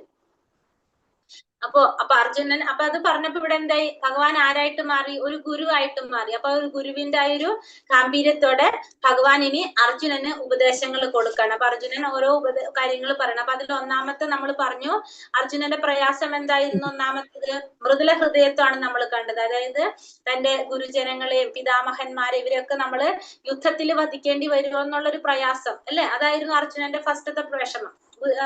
അർജുനന്റെ മൃദുല ഹൃദയത്വം, അവരോടുള്ള ഒരു കാരുണ്യം. അപ്പൊ അതിനെ ഭഗവാൻ പറഞ്ഞു കൊടുക്കാണ് അല്ലെ, ഇനി ആ അറിവ് കൊടുക്കാണ്. ഗുരു ആയല്ലോ അപ്പൊ ഗുരു ആയതുകൊണ്ട് ഭഗവാൻ ആ അറിവ് കൊടുക്കാണ്. എന്താണ് പറയുന്നത്? ഫസ്റ്റ്, ദേഹിനോസ്മിൻ യഥാ ദേഹേ കൗമാരം യൗവനം ജരാ തഥാ ദേഹാന്തര പ്രാപ്തിർധീരസ്തത്രാന മുഹ്യതി. ആദ്യം തന്നെ എന്താണ് പറയുന്നത്? ശരീരസ്ഥനായ ആത്മാവ് ബാല്യത്തിൽ നിന്ന് യൗവനത്തിലേക്കും പിന്നെ വാർദ്ധക്യത്തിലേക്കും കടക്കുന്നത് പോലെ മരണശേഷം മറ്റൊരു ശരീരത്തിലേക്ക് പ്രവേശിക്കുന്നു. സമചിത്തനായ ഒരാൾക്ക് ഈ പരിണാമത്തെ പറ്റി സംഭ്രമം ഉണ്ടാവുന്നില്ല. അപ്പോ അർജുനന്റെ പ്രയാസം നമുക്ക് മനസ്സിലായില്ല. കാരണം ഇവരൊക്കെ വധിക്കാനായിട്ട് എങ്ങനെ ഞാൻ ഇവരോട് യുദ്ധം ചെയ്യുന്നതാണ് അർജുനൻ ചോദിക്കുന്നത്. അപ്പൊ ഭഗവാൻ എന്താ പറയുന്നത്? ആത്മാവിനെ കുറിച്ച് പറഞ്ഞു കൊടുക്കാണ്. ശരീരസ്ഥനായ ആത്മാവ്, ആ ശരീരത്തിലിരിക്കുന്ന ആത്മാവ് എങ്ങനെയാണ്? ബാല്യത്തിൽ നിന്ന് യൗവനത്തിലേക്കും പിന്നെ വാർദ്ധക്യത്തിലേക്കും കടക്കുന്നത് പോലെ. ആ ശരീരം നമുക്കറിയാം, നമ്മളെ ശരീരത്തിന് എന്ത് സംഭവിക്കുന്നുണ്ട്? മാറ്റങ്ങൾ സംഭവിക്കുന്നുണ്ട്. നമ്മൾ ജനിച്ച പോലെയാണ് ഇപ്പൊ നമ്മള് അല്ല. നമ്മള് ജനിക്കുമ്പോൾ ചെറിയൊരു കുട്ടിയായിരുന്നു അല്ലെ, പിന്നെ നമ്മൾ ശിശുവായി, പിന്നെ അത് കഴിഞ്ഞിട്ട് നമുക്ക് എന്താണ് വരുന്നത്? നമ്മള് ബാല്യം വന്നു, കൗമാരം വന്നു, യൗവനം വന്നു, പല സ്റ്റേജസിൽ കൂടെ നമ്മൾ കടന്നു പോയിക്കൊണ്ടിരിക്കുകയാണ്. നമ്മളെ ശരീരത്തിന് മാറ്റങ്ങൾ സംഭവിക്കാണ്. പക്ഷെ നമ്മുടെ ഉള്ളിലെ ആത്മാവിന് മാറ്റങ്ങൾ സംഭവിക്കുന്നില്ല. അങ്ങനെ വാർദ്ധക്യത്തിലേക്കും കടക്കുന്നത് പോലെ മരണശേഷം എന്ത് ചെയ്യണ ആത്മാവ്? വേറൊരു ശരീരത്തിലേക്ക് പോകും.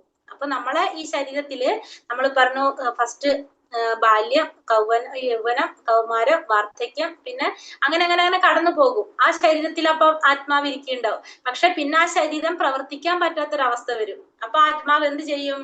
ആ ശരീരത്തിൽ നിന്ന് വേറൊരു ശരീരത്തിലേക്ക് പോകും. ഇത് മനസ്സിലാക്കുന്ന ഒരു വ്യക്തിക്ക് എന്തുണ്ടാവില്ല? സംഭ്രമം ഉണ്ടാകില്ല. അപ്പൊ അർജുനന്റെ ആ പ്രയാസം പറയാണ്, ഇത് നിനക്ക് മനസ്സിലാകാണെങ്കിൽ നിനക്ക് ഇങ്ങനത്തെ ഒരു ചിന്ത ഉണ്ടാകില്ല, പ്രോബ്ലം ഉണ്ടാകില്ല എന്നുള്ളത്. അപ്പൊ ആത്മാവ് എങ്ങനെയാണ്? നമ്മുടെ ശരീരത്തിൽ ഉണ്ടാകും. പക്ഷെ നമ്മളെ ശരീരം ഉപയോഗിക്കാൻ പറ്റാതെ വരുമ്പോ ആ ആത്മാവ് എന്ത് ചെയ്യും? അടുത്ത ശരീരത്തിലേക്ക് പോകും. അതിന് നമ്മൾ എന്താ പറയാ? അടുത്ത ശരീരത്തിലേക്ക് പോകും നമ്മൾ മരണപ്പെട്ടു പോകും അല്ലെ. അപ്പൊ നമ്മൾ ഈ ശരീരം വേറെയായി, ആത്മാവ് അടുത്ത ശരീരത്തിലേക്ക് പോകും. അത് മനസ്സിലാക്കുന്നവർക്ക് സംഭ്രമം ഉണ്ടാകില്ല എന്ന് ഭഗവാൻ പറഞ്ഞു കൊടുക്കാണ്. പിന്നെ ഒന്നും കൂടി പറഞ്ഞു കൊടുക്കാണ്, ആ ശരീരവും ആത്മാവും തമ്മിൽ എന്താ വ്യത്യാസം? ശരീരം എന്ന് പറയുന്നത് പഞ്ചഭൂതങ്ങൾ കൊണ്ട് നിർമ്മിച്ചതാണ്. ശരീരം ഇതാണ് ഭൂമി, ജലം, അഗ്നി, വായു, ആകാശം. ഈ പഞ്ചഭൂതങ്ങൾ കൊണ്ട് നിർമ്മിച്ചതാണ് നമ്മുടെ ഈ ശരീരം. അതെന്താണ്? നശിക്കാനുള്ളതാണ്. അത് ഈ പഞ്ചഭൂതങ്ങൾ കൊണ്ട് നിർമ്മിച്ച ഈ ശരീരം നമ്മൾ ഈ ഭൗതിക ലോകത്തിൽ തന്നെ നശിച്ചു പോകും. അത് ഓരോന്നിലായിട്ട് അത് നശിച്ചു പോകും. പക്ഷെ ആത്മാവ് എങ്ങനെയാണ്? ഭഗവാന്റെ അംശമാണ് ആത്മാവ് എന്ന് പറയുന്നത്. അതിന് നാശമില്ല. ആത്മാവിന് ഒരിക്കലും നാശമില്ല. പക്ഷെ ഈ ശരീരം എന്ന് പറയുന്നത് പഞ്ചഭൂതങ്ങൾ കൊണ്ട് നിർമ്മിച്ചതാണെന്ന് ഭഗവാൻ പറഞ്ഞു കൊടുക്കാണ്. സ്പീഡ് കൂടുന്നുണ്ടോ ഞാൻ പറയുന്നത്? ഹരേ കൃഷ്ണ. ഇല്ല. പുതിയ കാര്യങ്ങൾ പറയുന്നോണ്ട് എന്തെങ്കിലും ഉണ്ടെങ്കിൽ പറയണം കേട്ടോ. അപ്പൊ ഇനിയിപ്പോ നമ്മൾ പറഞ്ഞു അല്ലെ, ഈ ശരീരത്തിന് വരുന്ന മാറ്റം ഇവിടെ സ്കള്ള് തൊട്ട് കാണിക്കുന്നുണ്ട്. നോക്കിയേ, ആദ്യം തന്നെ നമ്മൾ പറഞ്ഞു ചെറിയ ശൈശവം വന്നു, ബാല്യം വന്നു, കൗമാരം വന്നു, യൗവനം വന്നു, വാർദ്ധക്യം വന്നു. അതിൽ കൂടെ ഈ ആത്മാവ് എങ്ങനെയാണ്? അതിൽ കൂടെ ഇങ്ങനെ തന്നെ പോയിക്കൊണ്ടിരിക്കുക. നമ്മുടെ ശരീരത്തിന് മാറ്റങ്ങൾ വരും, പക്ഷെ ആത്മാവ് അതിനനുസരിച്ച് നമ്മളെ ശരീരത്തിൽ തന്നെ ഉണ്ടാകും. എപ്പോഴാണ് നമ്മളെ ശരീരം ലാസ്റ്റ് നമ്മളിവിടെ കാണുന്നുണ്ട് അല്ലെ, നമുക്ക് ഉപയോഗിക്കാൻ പറ്റാത്ത രീതിയിൽ നമ്മൾ മരണപ്പെട്ടു പോകുന്നത്? അത്രയും പ്രായമായി നമ്മൾ മരണപ്പെട്ടു പോകുമ്പോ ആത്മാവ് എന്ത് ചെയ്യും? അടുത്ത ശരീരത്തിലേക്ക് പ്രവേശിക്കും. ആ ആത്മാവ് ഇങ്ങനെ സഞ്ചരിച്ചു കൊണ്ടേയിരിക്കുകയാണ് നമ്മുടെ ശരീരത്തിൽ തന്നെ. നമ്മുടെ ശരീരത്തിന് മാറ്റങ്ങൾ സംഭവിക്കും. ആത്മാവ് നമ്മുടെ ശരീരത്തിൽ തന്നെ ഇരിക്കും. അതിന് ഉപയോഗിക്കാൻ പറ്റാണ്ടാവുമ്പോ അതെന്ത് ചെയ്യും? അടുത്ത ശരീരത്തിലേക്ക് പോകും. അതിന് ഒരു ഉദാഹരണം പറയാണ് ഇവിടെ. നമ്മളൊരു കാറ് നമുക്ക് വെറുതെ കാറ് കിട്ടിയിട്ട് വല്ല കാര്യമുണ്ടോ? ആ കാറ് പ്രവർത്തിക്കണമെങ്കിൽ നമുക്ക് എന്ത് വേണം? നമുക്കൊരു ഡ്രൈവർ വേണം അല്ലെ, അല്ലാണ്ട് നമുക്ക് ആ കാറ് ഉപയോഗിക്കാനായിട്ട് സാധിക്കില്ല. കാർ ഓടിക്കണമെങ്കിൽ നമുക്കൊരു ഡ്രൈവർ വേണം. അതേപോലെ തന്നെയാണ് നമ്മുടെ ആത്മാവും ശരീരവും. കാരണം ആ ആത്മാവ് പ്രവർത്തിക്കാനായിട്ട് നമുക്ക് എന്ത് വേണം, ഒരു ശരീരം നമുക്ക് കൂടിയേ തീരും. ആ ശരീരത്തിൽ ഇരുന്നാലാണ് ആ ആത്മാവിന് നിൽക്കാൻ സാധിക്കുന്നത്. അപ്പൊ അതുകൊണ്ട് ആത്മാവിന് പ്രവർത്തിക്കാൻ പറ്റാതെ വരുമ്പോ, അതായത് ആ ശരീരം ഉപയോഗിക്കാൻ പറ്റാതെ വരുമ്പോ അതെന്ത് ചെയ്യും, അടുത്ത ശരീരത്തിലേക്ക് പോകും. അപ്പൊ ഇവിടെ നമ്മൾ പറഞ്ഞു, അത് തന്നെ പറയാണ്, അതായത് നമ്മളെ ജീവാത്മാക്കൾ എടുത്തു കഴിഞ്ഞാല് 84 ലക്ഷം ജീവഗണങ്ങളാണ് മൊത്തത്തിൽ ഉള്ളത്. എത്ര? 84 ലക്ഷം ജീവഗണങ്ങൾ. അത് മനുഷ്യനാകാം, മൃഗങ്ങളാകാം, പക്ഷികളും വൃക്ഷങ്ങളും, പിന്നെ അതുപോലെ തന്നെ ജലത്തിൽ ജീവിക്കുന്നത്, കരയിൽ ജീവിക്കുന്നത്, ഇങ്ങനെ എല്ലാതും കൂട്ടിയിട്ട് എത്രയാണ് നമ്മൾ ഈ ഭൗതിക 84 ലക്ഷം ജീവഗണങ്ങളാണ് ഭഗവാൻ സൃഷ്ടിയുള്ളത് നമ്മള്. ഈ 84 ലക്ഷത്തില് ഏതില് വേണമെങ്കിലും നമ്മൾ വരാം. നമ്മൾ മനുഷ്യനായിട്ട് തന്നെ ജന്മം എടുക്കണം എന്ന് യാതൊരു നിർബന്ധവും ഇല്ല. ഏതില് വേണമെങ്കിലും നമുക്ക് വരാം നമ്മളെ ജീവാത്മാവിന്. അപ്പൊ നമ്മള് ഈ ഒരു ശരീരം വിട്ട് അടുത്ത ശരീരത്തിലേക്ക് പോകുമ്പോ ചിലപ്പോ മനുഷ്യനായിട്ട് നമ്മള് പറയുന്നുണ്ട് അല്ലെ, ഈച്ചയായി, പൂച്ചയായി, ഇങ്ങനെ ഓരോന്ന് പറഞ്ഞിട്ട് ലാസ്റ്റ് ആണ് നമുക്ക് എന്ത് കിട്ടുന്നത്, മനുഷ്യ ജന്മം കിട്ടുന്നത്. ആരുടെയാണ് പറയുന്നത്? പൂന്താനത്തിന്റെ അല്ലല്ലോ. ആരാണ്? ഹരേ കൃഷ്ണ. പൂന്താനത്തിന്റെ തന്നെ അല്ലെ. അതില് പറയുന്ന കേട്ടിട്ടില്ലേ അത്? അപ്പൊ നമ്മള് പിന്നെ അതിനുശേഷം നമുക്കൊരു മനുഷ്യജന്മം കിട്ടി. ആ മനുഷ്യജന്മത്തിൽ നമ്മൾ ഈ പറഞ്ഞ പോലെ ശൈശവം, ബാല്യം, യൗവനം, കൗമാരം, വാർദ്ധക്യം അതിലൂടെ കടന്നു പോകും. പിന്നെയും അത് കഴിഞ്ഞിട്ട് വീണ്ടും അടുത്തൊരു ജന്മം സ്വീകരിക്കും നമ്മള്. അതിങ്ങനെ മനുഷ്യനോ മൃഗോ എന്ത് വേണമെങ്കിലും ആവാം, എല്ലാത്തിനും അത് നടക്കുന്നുണ്ട്. അത് നമ്മൾക്ക് മനുഷ്യർക്ക് മാത്രമല്ല എല്ലാ ജീവജാലങ്ങൾക്കും എന്ത് സംഭവിക്കുന്നുണ്ട്, ഈ ഒരു സർക്കിള് നടന്നുകൊണ്ടിരിക്കുകയാണത്. മനുഷ്യര് മാത്രല്ല എല്ലാവർക്കും അത് സംഭവിക്കും. മൃഗങ്ങള് മനുഷ്യനായിട്ട് ജന്മെടുക്കും, മനുഷ്യര് മൃഗങ്ങളായിട്ട് ജന്മെടുക്കും. എല്ലാവരിലും എന്ത് സംഭവിക്കുന്നുണ്ട്, ഈ ഒരു സൈക്കിള് നടക്കുന്നുണ്ട്. ആദ്യം പ്രായത്തിനനുസരിച്ച് ഇങ്ങനെ നമ്മളെ ശരീരം വലുതായി മാറിക്കൊണ്ടിരിക്കും. ആത്മാവ് അതിലുണ്ടാകും. ഉപയോഗിക്കാൻ പറ്റാതെ വരുമ്പോ ആ ആത്മാവ് എന്ത് ചെയ്യും, അടുത്ത ശരീരം സ്വീകരിക്കും. അത് മനുഷ്യരിലായാലും മൃഗങ്ങളിലായാലും എല്ലാത്തിലും അത് സംഭവിക്കുന്നതാണെന്ന് നമുക്കിവിടെ മനസ്സിലാക്കി തരാണ്. പിന്നെ അടുത്ത ഒന്നും കൂടി പറയാണ്, നമ്മളെ ശരീരത്തിൽ എന്തുണ്ട്, നമ്മൾ പറഞ്ഞു ആത്മാവുണ്ട് അല്ലെ. നമുക്കൊരു ചേതന നൽകുന്നത് ആത്മാവുണ്ട്. നമുക്ക് എങ്ങനെ മനസ്സിലാക്കാൻ സാധിക്കും? നമുക്കൊരു ചേതന നൽകാണ്. ഇപ്പൊ നമ്മള് മരണപ്പെട്ടു പോയി കഴിഞ്ഞാൽ നമുക്ക് എങ്ങനെ മനസ്സിലാക്കാം? നമ്മൾ അതിന്റെ സത്ത് പോയി നമുക്ക് പറയും. നമ്മളിപ്പോ പറയും ആ ചത്തുപോയി എന്ന് പറയും. പക്ഷെ എന്താണ്, ശരിക്കും നമ്മൾ ആ സത്ത് പോകാണ് ചെയ്യുന്നത്. ആ സത്ത് എന്നുള്ളത് പറഞ്ഞു ചത്തുപോയി എന്നായി. നമ്മളെ ആ സത്ത് പോകുമ്പോ നമുക്ക് എന്തായി, നമുക്ക് ജീവനില്ല. നമ്മൾ ആ ശരീരം ഉപയോഗിക്കാൻ പറ്റാതെ ആവണം. ആ ആത്മാവ് അതിൽ നിന്ന് പോകാണ്. അതിനിവിടെ നമുക്കൊരു ഉദാഹരണം പറയുകയാണെങ്കിൽ, നമ്മൾ ഈ ഇവിടെ ഒരു കൂട് കാണുന്നുണ്ട് അല്ലെ. ഈ പക്ഷി കൂട് നമ്മുടെ ശരീരമാണ്. ആ ഇരിക്കുന്ന പക്ഷി നമ്മുടെ ആത്മാവാണെങ്കിൽ നമ്മൾ എന്താണ്, നമ്മളെ ആത്മാവിന് നമ്മുടെ ശരീരം നമ്മൾ എന്ത് ചെയ്യുന്നുണ്ട്, നമ്മളെ ശരീരം സൂക്ഷിക്കാനായിട്ട് നമ്മൾ വൃത്തിയാക്കി കൊണ്ടടക്കുന്നുണ്ട്. നമ്മൾ അതിന് പോഷണം, അതിനെ പരിപാലിക്കുന്നുണ്ട്. നമുക്ക് അതിനെ പോഷിപ്പിക്കാൻ വേണ്ട കാര്യങ്ങളൊക്കെ നമ്മൾ ചെയ്യുന്നുണ്ട്. ഭക്ഷണം കഴിക്കുന്നുണ്ട്, നമ്മൾ എക്സസൈസ് ചെയ്യുന്നുണ്ട്. എങ്ങനെയൊക്കെ നമ്മളെ ശരീരത്തിനെ പോഷിപ്പിക്കാൻ പറ്റും അതൊക്കെ നമ്മൾ ചെയ്യുന്നുണ്ട്. നമ്മളെ ശരീരത്തിന്, അതിന്റെ ഉള്ളിലിരിക്കുന്ന ആത്മാവിന് വേണ്ടിയിട്ട് നമ്മൾ ഒന്നും ചെയ്യുന്നില്ല. ഒന്ന് ആലോചിച്ച് നോക്കിയാൽ നമ്മളെ ശരീരത്തിന്റെ ഉള്ളിലിരിക്കുന്ന ആത്മാവ്, ആ ആത്മാവാണ് നമ്മളെ കൊണ്ട് പ്രവർത്തിപ്പിക്കുന്നത് അല്ലെ. നമ്മൾ ആത്മാവിന് പ്രവർത്തിക്കാൻ സാധിക്കാതെ വരുമ്പോ ആത്മാവ് പോകും. ആ ശരീരം നശിച്ചു പോകാനുള്ളതാണ്. പക്ഷെ ആത്മാവാണ് ശാശ്വതമായിട്ടുള്ളത്. പക്ഷെ എന്നിട്ടും നമ്മൾ എന്ത് ചെയ്യുന്നില്ല, ആത്മാവിന് വേണ്ടിയിട്ട് നമ്മൾ ഒന്നും ചെയ്യുന്നില്ല. അപ്പൊ എന്താ സംഭവിക്കുന്നത്, ആ ആത്മാവ് നശിച്ചു പോകാണ്, ചത്തുപോകാണ്. അത് ആത്മാവിന് നാശം എന്ന് പറഞ്ഞാൽ എന്താണ്, അതിന് സാക്ഷാത്കാരം നേടാൻ സാധിക്കാതെ വരാണ്. ശരീരം എന്ന് പറഞ്ഞത് ഈ ഭൗതിക ലോകത്തില് തന്നെ നശിച്ചു പോകാനുള്ളതാണ്. പക്ഷെ നമ്മൾ സ്ഥിരമായിട്ട് എന്താണ്, നമ്മൾ ആത്മാവാണ്, ശരീരമല്ല. നമ്മൾ എന്താണ്, നമ്മൾ ആത്മാവാണെന്ന് നമുക്ക് മനസ്സിലാക്കി തരാണ്. അപ്പൊ ഇനിയും ഭഗവാൻ അത് തന്നെയാണ് പറഞ്ഞുകൊണ്ടിരിക്കുന്നത്. നമുക്ക് ഉറപ്പിച്ച് പറഞ്ഞു തരാണ്, നമ്മള് ശരീരമല്ല, നമ്മൾ ആത്മാവാണ്. കാരണം പക്ഷെ നമ്മൾ എന്താ ചെയ്യുന്നത്, ആ നശിച്ചു പോകുന്ന ആ ശരീരത്തിന് വേണ്ടിയിട്ടാണ് നമ്മൾ എല്ലാം ചെയ്യുന്നത്. ആ സ്ഥിരമായിട്ടുള്ള ആത്മാവിന് വേണ്ടിയിട്ട് നമ്മൾ ഒന്നും ചെയ്യുന്നില്ല.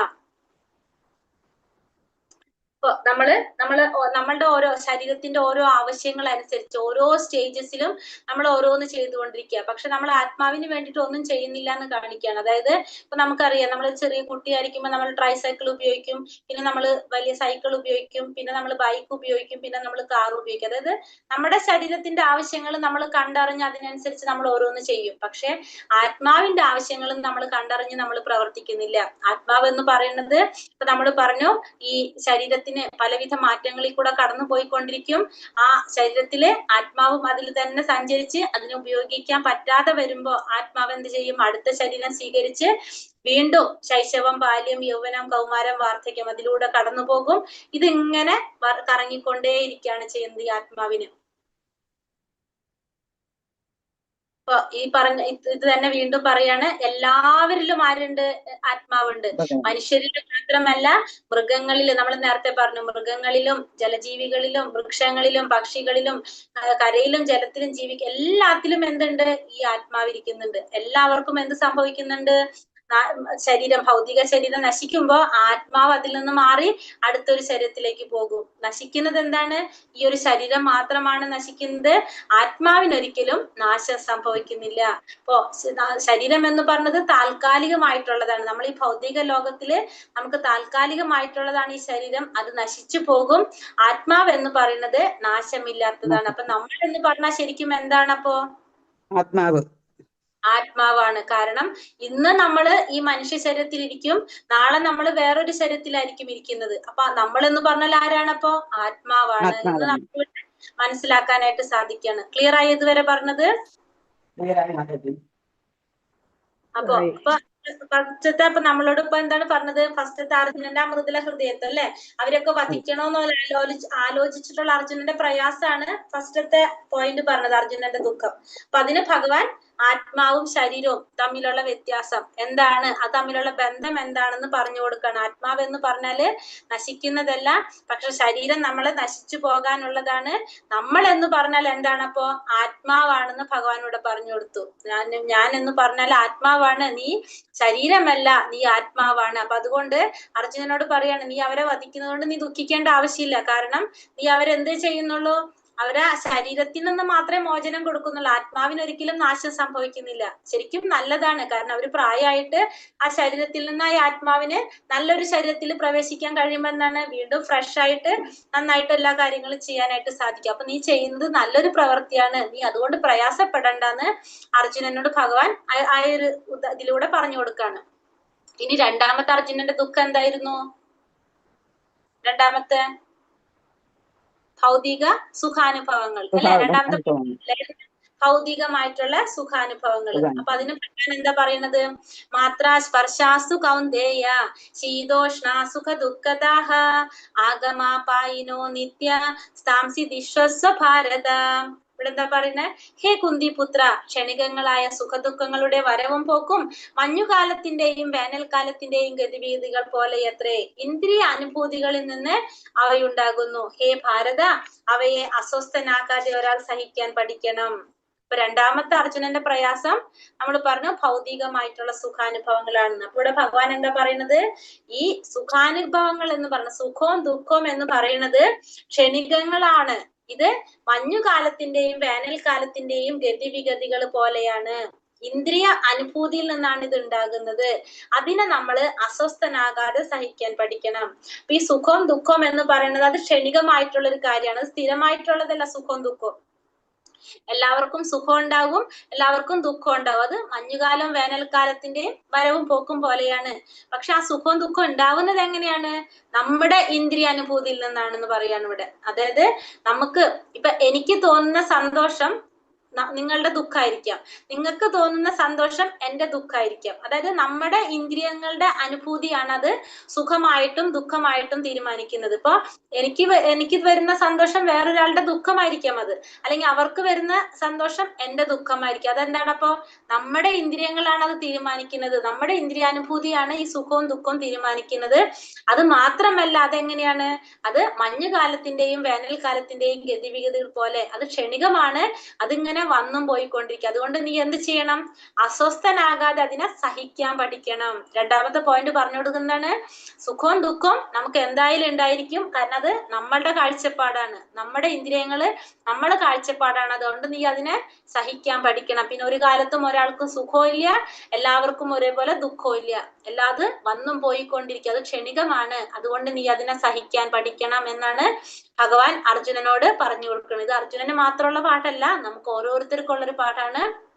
നമുക്ക് നമുക്ക് സുഖവും ദുഃഖങ്ങളും നമ്മുടെ ജീവിതത്തിൽ ഉണ്ടാകും. അത് നമ്മളുടെ കാഴ്ചപ്പാടാണ് അത് ഉണ്ടാക്കുന്നത്. അതിനെ നമ്മൾ എന്ത് ചെയ്യണം? സഹിക്കാൻ പഠിക്കണം എന്നാണ് രണ്ടാമത്തെ അർജുനന്റെ ആ പ്രയാസത്തിന് ഭഗവാൻ കൊടുക്കുന്ന മറുപടി. പറഞ്ഞാണ് ഇപ്പൊ നമ്മളൊരു വൃക്ഷം, ആ വൃക്ഷത്തിന് എന്താണ് 4 സമയം, അതായത് നമുക്ക് മഴക്കാലം വരും, വേനൽക്കാലം വരും, പിന്നെന്താണ് ചൂട്, അതൊക്കെ വന്നുകൊണ്ടിരിക്കും അല്ലെ, ശൈത്യകാലം ഒക്കെ സംഭവിക്കും. അപ്പൊ ഒരു സമയത്ത് മഴക്കാലം ആകുമ്പോ എന്താണ് നല്ല ഇലകൾ ഫുള്ള് നല്ല പച്ചിച്ചതിൽ നിറച്ച ഇലകളായിരിക്കും. പിന്നെ അത് കഴിഞ്ഞിട്ട് വേനൽക്കാലം മഞ്ഞുകാലം വന്നു കഴിഞ്ഞാൽ ആ ഇല മുഴുവൻ കൊഴിഞ്ഞു പോകും.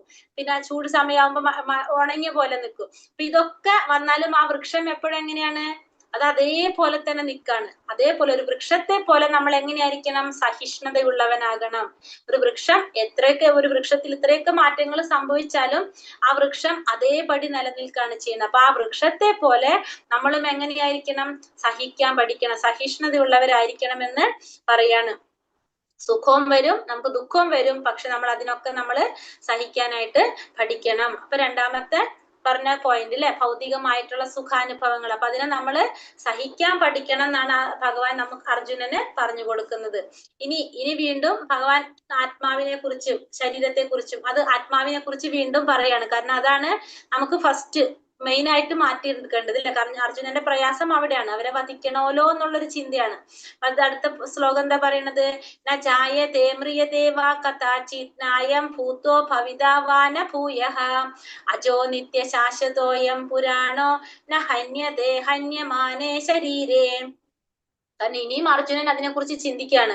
അപ്പൊ അർജുനനോട് പറയാണ്, ആത്മാവിനൊരിക്കലും ജനന മരണങ്ങളില്ല, അത് ഉണ്ടായിട്ടില്ല, ഉണ്ടാകുന്നില്ല, ഭാവിയിൽ ഉണ്ടാകുന്നുമില്ല. അജനും നിത്യനും ശാശ്വതനും പ്രാചീനനുമാണത്. ശരീരം നശിക്കുമ്പോൾ അതിന് മരണമില്ല. അപ്പൊ കഴിഞ്ഞ ശ്ലോകത്തിലൂടെ നമുക്ക് എന്ത് മനസ്സിലാക്കി? നാം ശരീരമല്ല, ആത്മാവാണ് എന്ന് ഭഗവാൻ ഉറപ്പിച്ചു പറഞ്ഞു കൊടുത്തു അല്ലെ. ആത്മാവാണ്, നമ്മൾ ശരീരമല്ല. പിന്നെ പറയെന്താണ്? അപ്പൊ നമ്മൾ ആത്മാവാണല്ലോ, ആത്മാവിന് നമുക്ക് എന്തില്ല? ഒരിക്കലും ജനന മരണങ്ങളില്ല, അത് ഇതുവരെ ഉണ്ടായിട്ടില്ല, അത് ഉണ്ടാകുന്നില്ല, ഭാവിയിൽ ഉണ്ടാകാനും പോകുന്നില്ല. ആത്മാവ് എന്ന് പറയുന്നത് അജനാണ്, നിത്യനാണ്, ശാശ്വതനാണ്, പ്രാചീനനാണ്.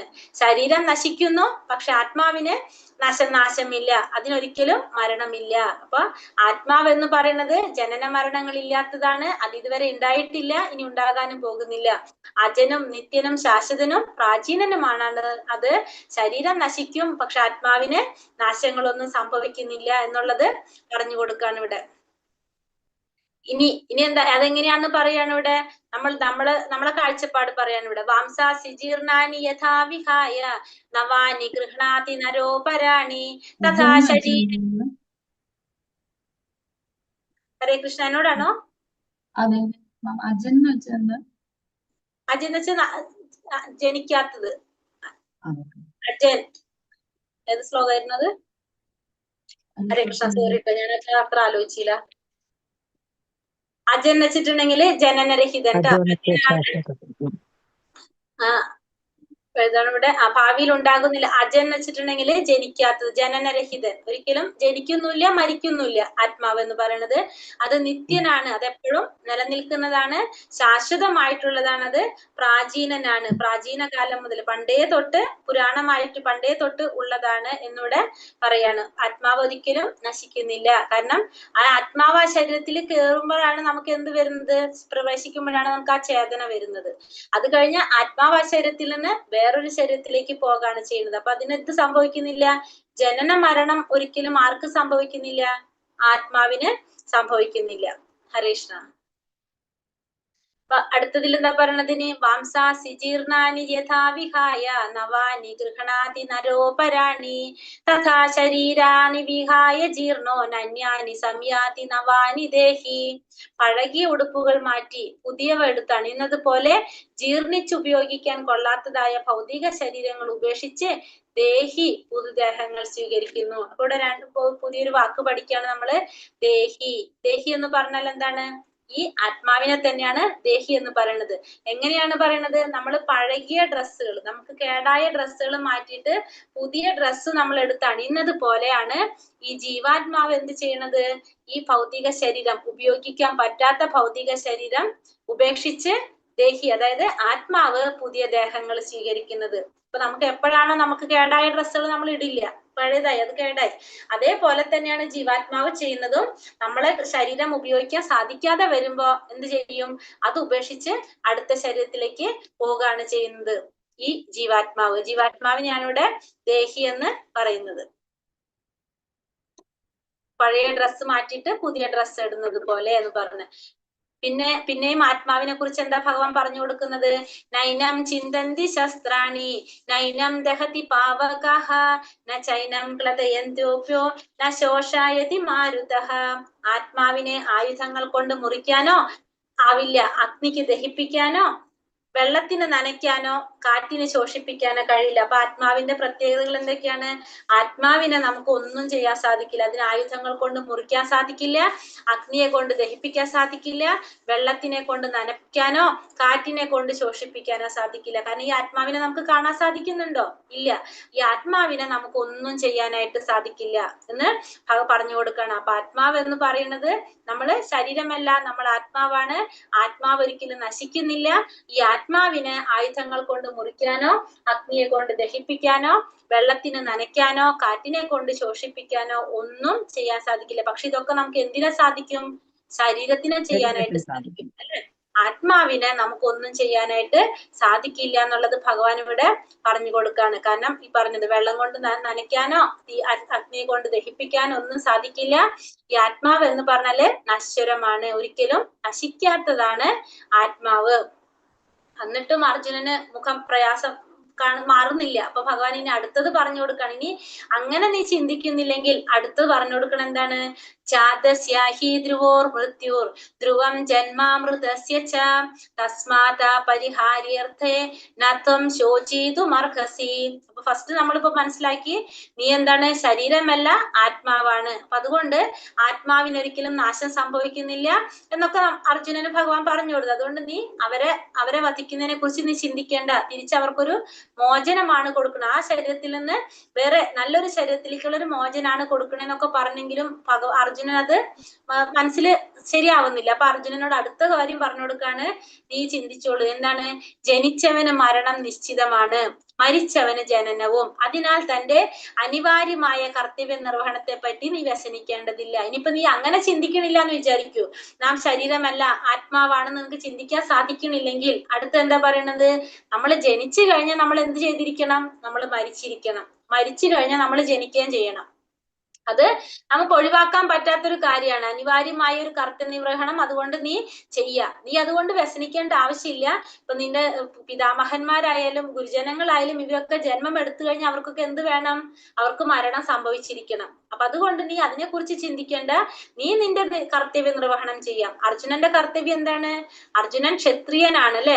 ക്ഷത്രിയന്റെ ധർമ്മം യുദ്ധം ചെയ്യുക എന്നുള്ളതാണ്. അപ്പൊ യുദ്ധം ചെയ്യുക, നീ നിന്റെ കർത്തവ്യം നിർവഹിക്കുക. നീ അത് ചിന്തിക്കേണ്ട. കാരണം ജനിച്ചു കഴിഞ്ഞാൽ മരിക്കാന്നുള്ളതും മരിച്ചു കഴിഞ്ഞാൽ ജനിക്കാന്നുള്ളതും എന്താണ്? നമുക്ക് ഒഴിവാക്കാൻ സാധിക്കുന്നതല്ല. അപ്പൊ അതുകൊണ്ട് നീ നിന്റെ കർമ്മം എന്താണോ അത് നീ അനുഷ്ഠിക്കുക. അപ്പൊ ആദ്യം പറഞ്ഞു നമ്മള് ശരീരമല്ല, ആത്മാവാണെന്ന് പറഞ്ഞു കൊടുത്തു. പക്ഷെ എന്നിട്ടും അർജുനന്റെ ആ സംശയം തീരാണ്ടായപ്പോ അടുത്തത് പറഞ്ഞു കൊടുക്കാണ്. നമ്മൾ ഇത്രയും ചിന്തിക്കുക, നമ്മൾ ജനിച്ചാ മരിക്കും, മരിച്ചാ ജനിക്കും. അതുകൊണ്ട് നീ ചെയ്തില്ലെങ്കിലും അവര് മരിക്കും. ഇന്നല്ലെങ്കിൽ നാളെ അവര് മരിക്കും എന്തായാലും.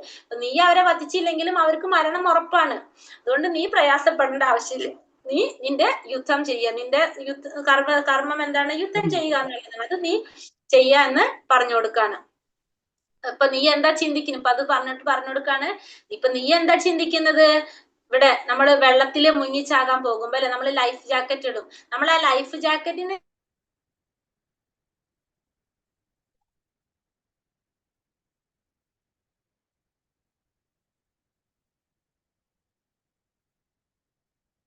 സൗണ്ടില്ല മാതാജി.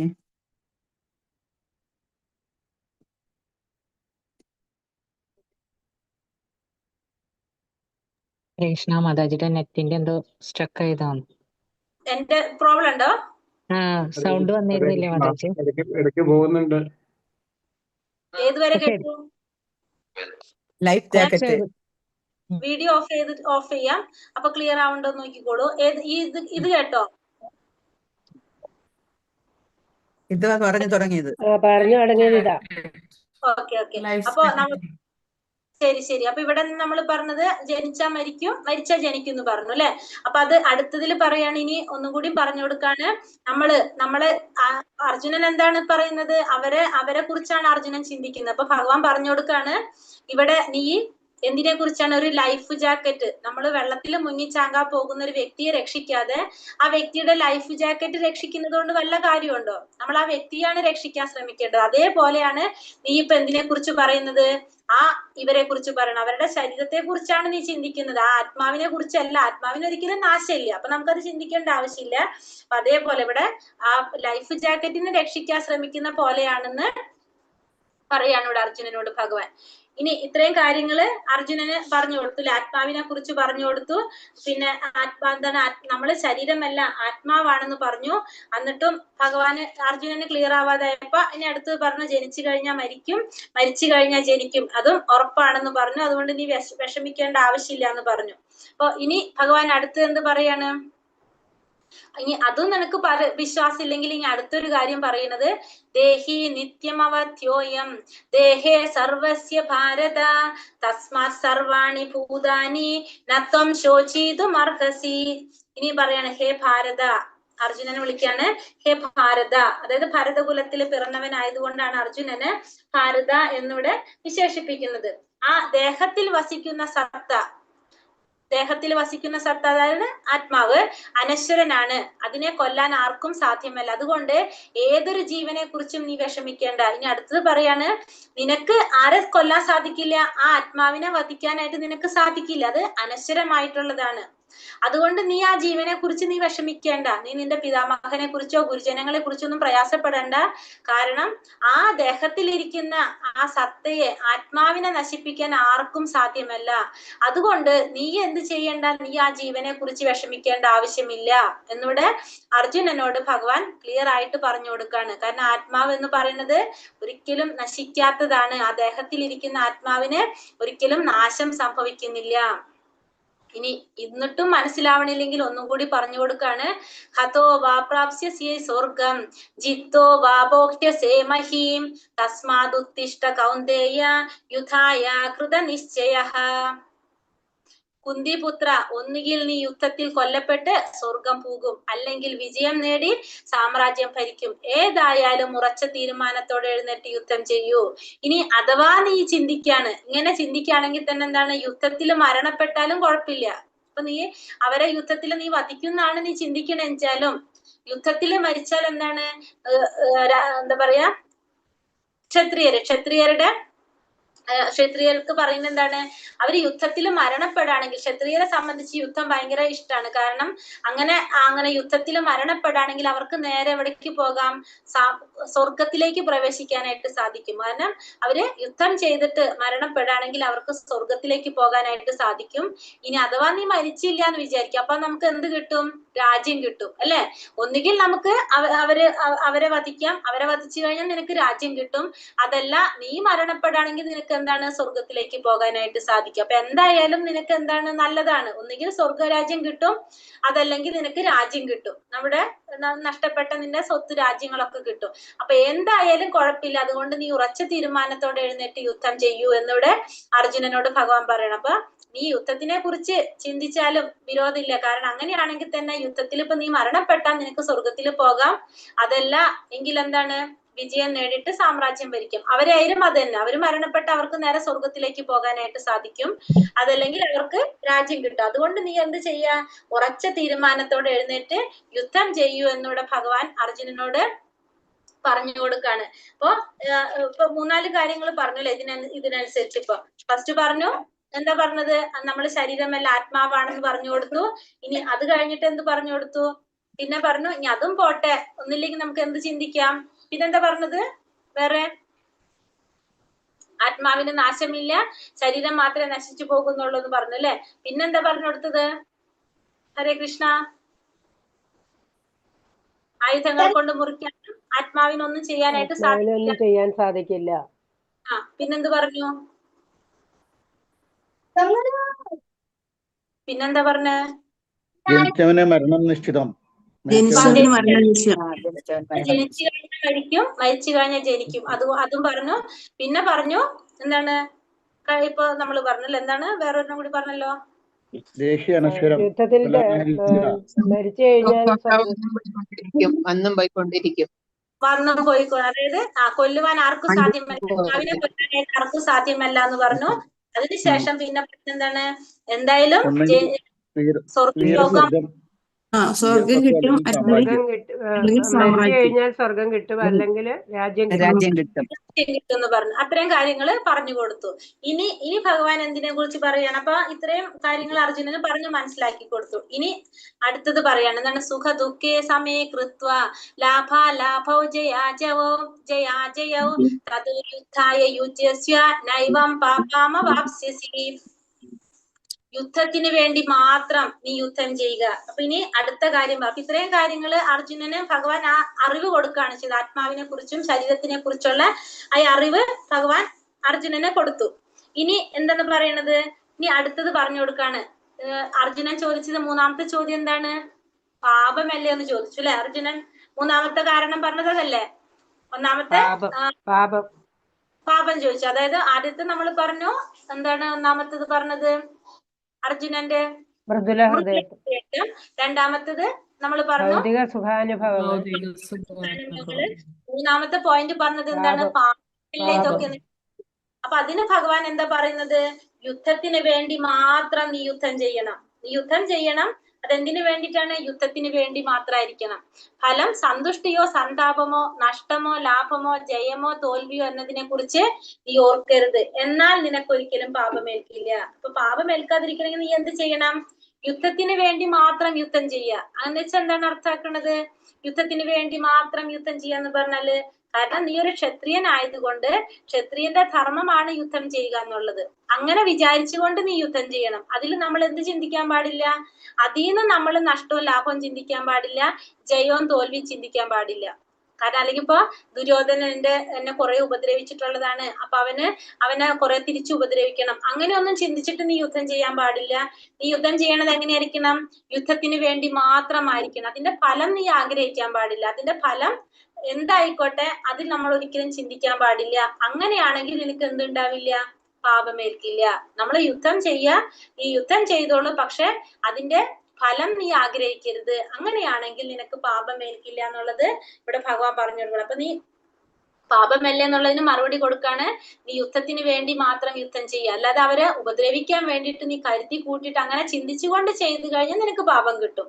അതല്ല, നീ അതിന്റെ ഫലം ആഗ്രഹിക്കാതെ സന്തോഷമായാലും സന്താപമായാലും നഷ്ടമായാലും ലാഭമായാലും ജയമായാലും തോൽവിയായാലും എന്തായാലും പ്രോബ്ലം ഇല്ല എന്ന് ചിന്തിച്ചുകൊണ്ട് യുദ്ധം ചെയ്യുകയാണെങ്കിൽ നിനക്കൊരിക്കലും പാപമേൽക്കില്ല എന്ന് ഇവിടെ ഭഗവാൻ അർജുനന് പറഞ്ഞു കൊടുക്കാണ്. ഇനി അപ്പൊ അത് പറഞ്ഞു കൊടുത്തു. അതിനുശേഷം ഇനി എന്തിനെ കുറിച്ചാ പറയണത്? നമ്മൾ മൂന്നാമത്തെ കാര്യങ്ങൾ പറഞ്ഞില്ല. അതായത് 3 യോഗത്തെ കുറിച്ചല്ലേ പറയണ്ടായിരുന്നത്. ഫസ്റ്റ് ജ്ഞാനയോഗം കൊടുത്തു. ഇപ്പൊ ആ കർമ്മയോഗ, ആ കർമ്മം എങ്ങനെ ചെയ്യണം എന്ന് ഭഗവാൻ പറഞ്ഞു കൊടുത്തു. എങ്ങനെയാണ് ചെയ്യേണ്ടത് ഭഗവാൻ, അതായത് അതിന്റെ ഫലം ആഗ്രഹിക്കാതെ ആ കർമ്മം ചെയ്യണം എന്ന് പറഞ്ഞു. ഇനി അടുത്ത് നമ്മള് ഭഗവാന് വേണ്ടിയിട്ട് ഭക്തിയുത സേവനം ചെയ്യാന്ന് പറഞ്ഞു അല്ലെ? നമ്മൾ മൂന്നാമത്തെന്ന് പറഞ്ഞാൽ ഭഗവാന് വേണ്ടിയിട്ട് ചെയ്യുക, എല്ലാ കാര്യങ്ങളും ഭഗവാന് വേണ്ടിയിട്ട് ചെയ്യുക. അപ്പൊ മൂന്നാമത്തിൽ ഇവിടെ എന്താ പറയുന്നത്? ഈ 40ാമത്തെ ശ്ലോകത്തിൽ പറയുന്നത് ഭക്തിയോഗത്തിലേക്ക് കടക്കാണ്. കൂടെ നമ്മൾ ഭക്തിയോഗത്തെ കുറിച്ച് പറയാണ്. ഇനി നേഹാഭിക്രമിനാശോസ്തി പ്രത്യവായോന വിദ്യത്തെ സ്വൽപമപ്യസ്യ ധർമ്മസ്യ ത്രായത്തെ മഹതോ ഭയാത്. അപ്പൊ ഇവിടെ എന്താ പറഞ്ഞത്? നേഹാഭിക്രമിനാശോസ്തി പ്രത്യവായോന വിദ്യത്തെ സ്വൽപമപ്യസ്യ ധർമ്മസ്യ ത്രായത്തെ മഹതോ ഭയാത്. നഷ്ടമോ ലാഭമോ യുദ്ധമത്തിലില്ല. ഈ വഴിക്കുള്ള ചെറിയൊരു മുന്നേറ്റവും മഹാഭയങ്ങളിൽ നിന്ന് രക്ഷ നേടുന്നു. അപ്പോ നഷ്ടമോ ലാഭമോ ഈ ഉദ്യമത്തിലില്ല. ചെറിയ ഒരു മുന്നേറ്റം എന്ത് ചെയ്യാണ്? നമ്മളെ ഈ മഹാഭയങ്ങളിൽ നിന്ന് രക്ഷപ്പെടുത്താനായിട്ട് സാധിക്കും. നമ്മൾ ചെയ്യുന്ന പ്രവർത്തികള് എങ്ങനെ ചെയ്താല്, ഭഗവാനായിട്ട് ചെയ്തു കഴിഞ്ഞാല്, ഭഗവാന് വേണ്ടിയിട്ട് ചെയ്തു കഴിഞ്ഞാൽ നമുക്ക് എങ്ങനെയായിരിക്കും പറഞ്ഞത്? മഹാഭയങ്ങളിൽ നിന്ന് പോലും നമ്മളെ രക്ഷപ്പെടുത്താനായിട്ട് നമുക്കത് അതുകൊണ്ട് സാധിക്കും എന്ന് പറയാണ് ഇവിടെ. അതായത് നമ്മൾ ഓരോ പ്രവർത്തികൾ ചെയ്യുമ്പോൾ ഭഗവാന് വേണ്ടിയിട്ട് നമ്മൾ ചെയ്യാണ്. നമ്മൾ അതിന്റെ ഫലമൊന്നും ആഗ്രഹിക്കുന്നില്ല. എല്ലാം ഭഗവാന് സമർപ്പിച്ചുകൊണ്ട് നമ്മൾ ചെയ്യുകയാണെങ്കിൽ നമുക്ക് അതിൽ നിന്ന് ചെറിയൊരു പ്രവൃത്തി ചെയ്താൽ പോലും ഭക്തിയുത സേവനം ചെയ്യാം, ചെറിയതായിട്ട് പോലും ചെറിയൊരു മുന്നേറ്റം ഇത്രയും ചെറുത് ചെയ്താൽ പോലും നമുക്കത് മഹാഭയങ്ങളിൽ നിന്ന് നമ്മളെ രക്ഷപ്പെടുത്തും. അതായത് നമ്മൾ ഒരു പടി മുന്നിലേക്ക് വെക്കുമ്പോൾ ഭഗവാൻ 5 സ്റ്റെപ്പ് നമ്മളെ മുന്നിലേക്ക് വരും എന്ന് പറയുന്നത് പോലെ നമ്മൾ എന്ത് ചെയ്താലും എന്താണ് അപ്പൊ അത് നമുക്ക് അത്രയും അതിന്റെ പ്രയോജനം നമുക്ക് ലഭിക്കുകയാണ് ചെയ്യുന്നത്. ഇപ്പൊ ഇവിടെ നമ്മള് കാണുന്നത് ശ്രീരാമചന്ദ്രന് കയ്യിൽ ആരാണ്? അണ്ണാറക്കണ്ണനാണ് അല്ലെ, അണ്ണാറനാണ്. ഈ അണ്ണാറൻ എന്താണ് ചെയ്തത്? മറ്റുള്ളവർ മുഴുവനും സേന ആ സേതുബന്ധന സമയത്ത് അവര് സഹായിക്കുമ്പോ ഈ അണ്ണാറൻ ഭഗവാനെ സഹായിക്കാൻ വേണ്ടിയിട്ട് എന്താ ചെയ്യുന്നത്? തന്നെ കൊണ്ടാകുന്ന പ്രവൃത്തിയാണ് ആര് ചെയ്യുന്നത്? അണ്ണാറൻ ചെയ്യുന്നത്. മാറി നിൽക്കുന്നില്ല. അപ്പൊ അത്രയും ചെറിയൊരു പ്രവൃത്തി ചെയ്താൽ പോലും ഭഗവാൻ എന്താണ്? അതും ഭഗവാൻ കാണാണ്. അപ്പൊ അത്രയും ചെറുത് നമ്മൾ അതാണ് പറഞ്ഞ സ്വല്പമപ്യസ്യ ധർമ്മസ്യ, ചെറിയ കാര്യങ്ങൾ ചെയ്താൽ പോലും നമുക്ക് ഭഗവാൻ മഹാഭയങ്ങളിൽ നിന്ന് നമ്മളെ രക്ഷപ്പെടുത്തുന്നാണ് പറയുന്നത്. അതാണ് ഭക്തിയുത സേവനം ചെയ്താലുള്ള ഗുണം പറയുന്നത്. അപ്പൊ ഭക്തിയുടെ സേവനം ചെയ്തു കഴിഞ്ഞാല് ഇനി അതിനെ കുറിച്ച് എന്താ പറയുന്നത്? ഇനി അടുത്തതിൽ പറയുന്നത് വ്യവസായാത്മിക ബുദ്ധി രേഖേഹ കുരു നന്ദന ബഹുശാഖ ഹന്യന്താശ്ച ബുദ്ധയോ വ്യവസായിനാം. ഈ വഴിക്ക് പോകുന്നവർ നിശ്ചയദാർഢ്യമുള്ളവരാണ്, ലക്ഷ്യവും ഒന്ന് മാത്രം. കുരുനന്ദന ദൃഢനിശ്ചയമില്ലാത്തവരുടെ ബുദ്ധിയാകട്ടെ പല ശാഖകളോട് കൂടിയതാണ്. അപ്പൊ ഈ വഴി എന്ന് പറയുന്നത് ഏത് വഴിയാണ്? ഈ ഭക്തിയുത സേവനം. ഭക്തിയുത സേവനം എന്ന് പറഞ്ഞാല് എല്ലാം നമ്മൾ ആർക്ക് വേണ്ടി ചെയ്യാണ്? ഭഗവാന് വേണ്ടിയിട്ട് ചെയ്യാണ്. നമുക്ക് നമ്മളുടേതായിട്ടുള്ള യാതൊന്നും നമ്മൾ ചിന്തിക്കുന്നില്ല, കൃഷ്ണാവബോധത്തോടെ എല്ലാതും ഭഗവാന് വേണ്ടി ചെയ്യുക. അതാണ് നമ്മൾ ഈ ഭക്തിയുത സേവനം എന്ന് പറയുന്നത്. എല്ലാം ഭഗവാന് വേണ്ടി ചെയ്യുക. അങ്ങനെ ചെയ്യുന്നവരുടെ ബുദ്ധി എന്ന് പറയുന്നത് അവരെങ്ങനെയായിരിക്കും? ദൃഢനിശ്ചയത്തോടെ ഉള്ളവരായിരിക്കും. അവരുടെ ബുദ്ധി എങ്ങനെയായിരിക്കും? ഉറച്ച ബുദ്ധി ആയിരിക്കും അവർക്ക്. അല്ലാത്തവരുടെ ആണെങ്കിൽ ഈ ദൃഢനിശ്ചയം ഇല്ലാത്തവരുടെ ബുദ്ധി പല ശാഖകളിലായിരിക്കും. ഇത് ചെയ്യണോ, അത് ചെയ്യണോ, എങ്ങനെ ചെയ്യണം, ഇതിലെ പോണോ, അങ്ങനെയൊക്കെ ആയിരിക്കും ആര് ചിന്തിക്കുന്നത്? അല്ലാത്തവർ ചിന്തിക്കുന്നത്. പക്ഷെ നമ്മളെ ലക്ഷ്യം ഒന്നാണ്, ഭഗവത് സേവനമാണ്, ഭഗവാനാണ് നമ്മുടെ ലക്ഷ്യമെങ്കിൽ നമുക്ക് പിന്നെ വേറൊരു വഴിയില്ല. നമ്മൾ ആ ഒരു വഴി കൂടെ തന്നെ നമ്മൾ പോയിക്കൊണ്ടിരിക്കും. അപ്പൊ ഇവിടെ അർജുനനാണ് ഇതൊക്കെ പറയുന്നത്. അർജുനൻ എത്രയാണ്? അർജുനൻ അത്രയും ദൃഢനിശ്ചയമുള്ള ഒരു വ്യക്തിയാണ്. എന്നിട്ടാണ് അർജുനൻ ഇത്രയൊക്കെ പറയുന്നത്. ഈ അടുത്തതിൽ എന്താ പറയുന്നത്? ഭോഗ ഐശ്വര്യ പ്രസക്താനാം തയാ ബഹൃത ചേതസാം വ്യവസായാത്മിക ബുദ്ധി സമാധൗനാവിധീയതേ. ഭൗതിക ഐശ്വര്യത്തിലും സുഖാനുഭവങ്ങളിലും അത്യാസക്തരായവർക്കും ഇവകളാൽ പരിഭ്രാന്തരായവർക്കും ഭക്തിപൂർവ്വം ഭഗവത് സേവനം നടത്താൻ വേണ്ടുന്ന നിശ്ചയദാർഢ്യം ഉണ്ടാവില്ല. പക്ഷെ എന്താണ് പറയുന്നത്? ഇങ്ങനെയൊക്കെ ആണെങ്കിലും ആർക്കാണോ ഈ ഭൗതികമായിട്ടുള്ള ഭോഗ ഐശ്വര്യങ്ങളില് സുഖാനുഭവങ്ങളില് അത്യാസക്തിയുള്ളവര്, അതില് പരിഭ്രാന്തരായവര്, അവർക്ക് പക്ഷെ എന്ത് ചെയ്യാൻ സാധിക്കില്ല? ഭക്തിപൂർവ്വം ഭഗവത് സേവനം ചെയ്യാനായിട്ട് സാധിക്കില്ല. അപ്പൊ ഇങ്ങനെയുള്ളവർക്ക് ഭക്തിപൂർവ്വം ഭഗവത് സേവനം ചെയ്യാൻ സാധിക്കില്ല. എങ്ങനെയുള്ളവർക്ക്? ഭൗതിക ഐശ്വര്യങ്ങളില് സുഖാനുഭവങ്ങളില് അത്യാസക്തരായവർക്ക്, ഇതുകൊണ്ട് പരിഭ്രാന്തരായവർക്കൊന്നും ഭഗവത് സേവനം ഭക്തിപൂർവ്വം ചെയ്യാൻ വേണ്ട ഒരു നിശ്ചയദാർഢ്യം ഉണ്ടാകില്ല എന്നുള്ളതും കൂടി പറയാണ്. അപ്പൊ ഭക്തിപൂർവ്വം ഭഗവത് സേവനം ചെയ്തു കഴിഞ്ഞാൽ നമുക്ക് എന്താണ്? നമ്മളെ മഹാഭയങ്ങളിൽ നിന്ന് പോലും ഭഗവാൻ രക്ഷിക്കും. പക്ഷെ നമ്മള് അത്യാസക്തരാവാണ് നമ്മളെ സുഖങ്ങൾക്ക് അല്ലെങ്കിൽ ഭൗതികമായ ഐശ്വര്യങ്ങളില് അതിനു വേണ്ടി പരിഭ്രാന്തരായവർക്ക് ഒരിക്കലും എന്ത് ചെയ്യാൻ പറ്റില്ല? ഭക്തിയോടുകൂടി ഭഗവത് സേവനം ചെയ്യാൻ വേണ്ട നിശ്ചയദാർഢ്യം ഉണ്ടാകില്ല. എന്താണ് കാരണം? അതിന്റെ പ്രശ്നം വരുന്ന എവിടെയാണ്? ധ്യായതോ വിഷയാൻ പുംസ സംഘസ്തേഷൂപജായതേ സംഘസംജായതേ കാമാത് ക്രോധാഭിജായതേ. ഇന്ദ്രിയ വിഷയങ്ങളെ പറ്റി ചിന്തിച്ചു കൊണ്ടിരിക്കുന്നവർക്ക് അവയിൽ ആസക്തി ഉണ്ടാകുന്നു.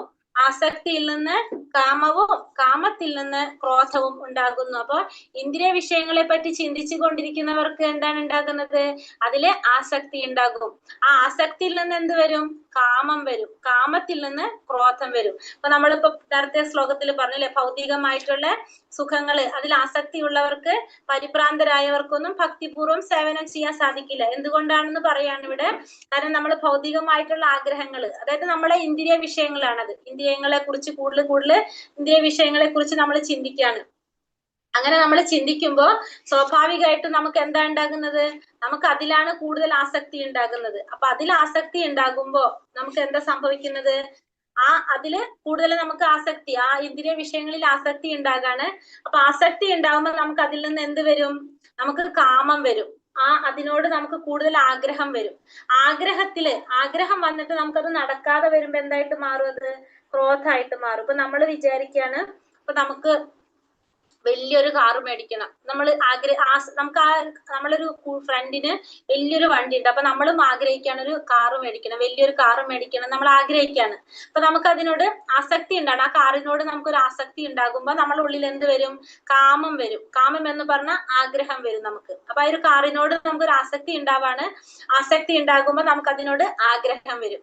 ആഗ്രഹം വന്നിട്ട് പക്ഷെ നമ്മളിൽ അത്രയും പൈസ ഇല്ല, അത്രയും വലിയൊരു വണ്ടി മേടിക്കാനുള്ള പൈസ നമ്മളെ കയ്യിലില്ല. അപ്പൊ സ്വാഭാവികമായിട്ട് നമുക്ക് എന്ത് സംഭവിക്കും? അവിടെ ആഗ്രഹം ഉണ്ടാവും. ആഗ്രഹം നടക്കാതെ വരുമ്പോ നമുക്ക് അവിടെ എന്ത് വരും? നമുക്ക് അവിടെ ക്രോധം വരും, അല്ലെ? ആഗ്രഹം നടക്കാതെ വരുമ്പോ നമുക്ക് അതവിടെ ക്രോധമായിട്ടും വരും. അപ്പൊ നമുക്ക് ആദ്യം എന്താണ് ഉണ്ടാകുന്ന? ഒരു വസ്തുവിനോട് നമുക്ക് ആസക്തി ഉണ്ടാകും. ആ ആസക്തി ഉണ്ടായിട്ട് നമുക്കത് നമുക്ക് ആഗ്രഹം വരും. ആസക്തി ഉണ്ടാകുമ്പോ നമുക്കത് വേണം എന്നുള്ളൊരു ആഗ്രഹം വരും. ആഗ്രഹം വന്നിട്ട് അത് നടക്കാതെ വരുമ്പോ നമുക്ക് എന്ത് വരും? അപ്പൊ അവിടെ ക്രോധം വരും, അല്ലെ? സ്വാഭാവികമായിട്ടും നമുക്ക് അവിടെ ദേഷ്യം വരാണ്, ക്രോധം വരാണ് നമുക്ക് ചെയ്യുന്നത്. ക്രോധം വന്നാൽ പിന്നെ എന്താ സംഭവിക്കുന്നത്? ക്രോധാത് ഭവതി സമ്മോഹ സ്മൃതി വിഭ്രമഃ സ്മൃതി ഭ്രംശ ബുദ്ധിനാശാത് പ്രണശ്യതി. ക്രോധത്തിൽ നിന്ന് സമ്മോഹം വരും. സമ്മോഹത്തിൽ നിന്ന് ഓർമ്മപ്പിഴവും, ഓർമ്മപ്പിഴവിൽ നിന്ന് ബുദ്ധിനാശവും, ബുദ്ധിനാശത്തിൽ നിന്ന് വീണ്ടും ഭൗതികതയുടെ കയത്തിലേക്ക് വീണ് നാശം പ്രാപിക്കുക, അതായത് സർവനാശം സംഭവിക്കും. അപ്പൊ നമുക്ക് ക്രോധം വരുമ്പോ ആ ക്രോധത്തിൽ നിന്ന് സമ്മോഹം വരും. സമ്മോഹം എന്ന് വെച്ചാല് ശരിയും തെറ്റും എന്താണെന്ന് മനസ്സിലാക്കാൻ സാധിക്കാത്തൊരവസ്ഥയിലേക്ക് നമ്മൾ പോകും. നമുക്ക് ദേഷ്യം വന്നു കഴിഞ്ഞാൽ കണ്ണ് കാണാത്തൊരവസ്ഥ എന്ന് പറയും നമ്മൾ, അല്ലെ? അങ്ങനത്തെ ഒരു അവസ്ഥയിലേക്ക്, അതായത് ശരി എന്താണോ തെറ്റാണ് എന്തെന്ന് അറിയാൻ സാധിക്കാത്തൊരവസ്ഥ, അതാണ് സമ്മോഹം. ആ സമ്മോഹത്തിലേക്ക് പോകും. അതിൽ നിന്ന് നമുക്ക് എന്ത് വരും? പിന്നെ ഓർമ്മപ്പിഴവായി. പിന്നെ നമുക്ക് എന്താണ് ചെയ്യണത് എന്താണെന്ന് നമുക്ക് മനസ്സിലാവില്ല, നമുക്ക് ഓർമ്മ ഉണ്ടാവില്ല. ഓർമ്മ ഇല്ലാണ്ടാവുമ്പോ നമ്മൾ എന്താണ്? നമ്മളെ ബുദ്ധി നശിക്കും. ബുദ്ധി നശിച്ചു കഴിഞ്ഞാൽ പിന്നെ നമ്മള് സർവനാശാണ് നമ്മളുടെ ഫലം. അപ്പൊ നമുക്ക് ഇതൊക്കെ എവിടെന്നാ വന്നത്? ഇന്ദ്രിയ വിഷയങ്ങളിലുള്ള ആസക്തിയിൽ നിന്നാണ് ഇതൊക്കെ തുടങ്ങുന്നത്. ഇന്ദ്രിയ വിഷയങ്ങളിൽ ആസക്തി വരുമ്പോ നമുക്ക് അതുമേൽ എന്ത് വരും? ആഗ്രഹം വരും. ആഗ്രഹത്തിൽ നിന്ന് നമുക്ക് അതായത് കാമത്തിൽ നിന്ന് നമുക്ക് ക്രോധം വരും. ക്രോധത്തിൽ നിന്ന് നമുക്ക് സമ്മോഹം വരും. സമ്മോഹത്തിൽ നിന്ന് നമുക്ക് ഓർമ്മപ്പിഴവ് വരും. ഓർമ്മപ്പിഴവിൽ നിന്ന് ബുദ്ധിനാശം. ബുദ്ധിനാശത്തിൽ നിന്ന് നമുക്ക് സർവനാശം സംഭവിക്കും. മനസ്സിലായോ? ഇത്രയും മനസ്സിലായത് പറഞ്ഞത്? മനസ്സിലായി. അപ്പൊ നമ്മൾ എന്ത് സംഭവിക്കും? ഒരു പ്രഷർ കുക്കർ പോലെ നമ്മൾ ഇവിടെ പൊട്ടിത്തെറിക്കും, അല്ലെ? എല്ലാവർക്കും അറിയുന്ന കാര്യമാണ് ഇതൊക്കെ.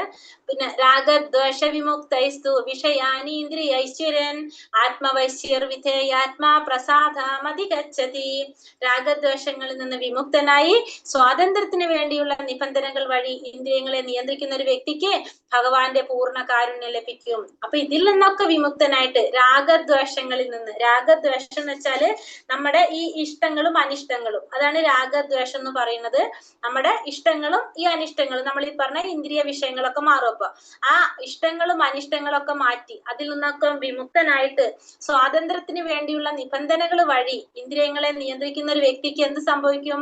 ഭഗവാന്റെ പൂർണ്ണ കാരുണ്യം ലഭിക്കും. അപ്പൊ ഇതിൽ നിന്നൊക്കെ മുക്തി നേടിക്കഴിഞ്ഞാൽ നമുക്ക് ഭഗവാന്റെ കാരുണ്യം നമുക്ക് ലഭിക്കും. നാസ്തി ബുദ്ധിരയുക്തസ്യ നാചായുക്തസ്യ ഭാവന നാചാഭാവയതശാന്തിരശാന്തസ്യ കുതസുഖം.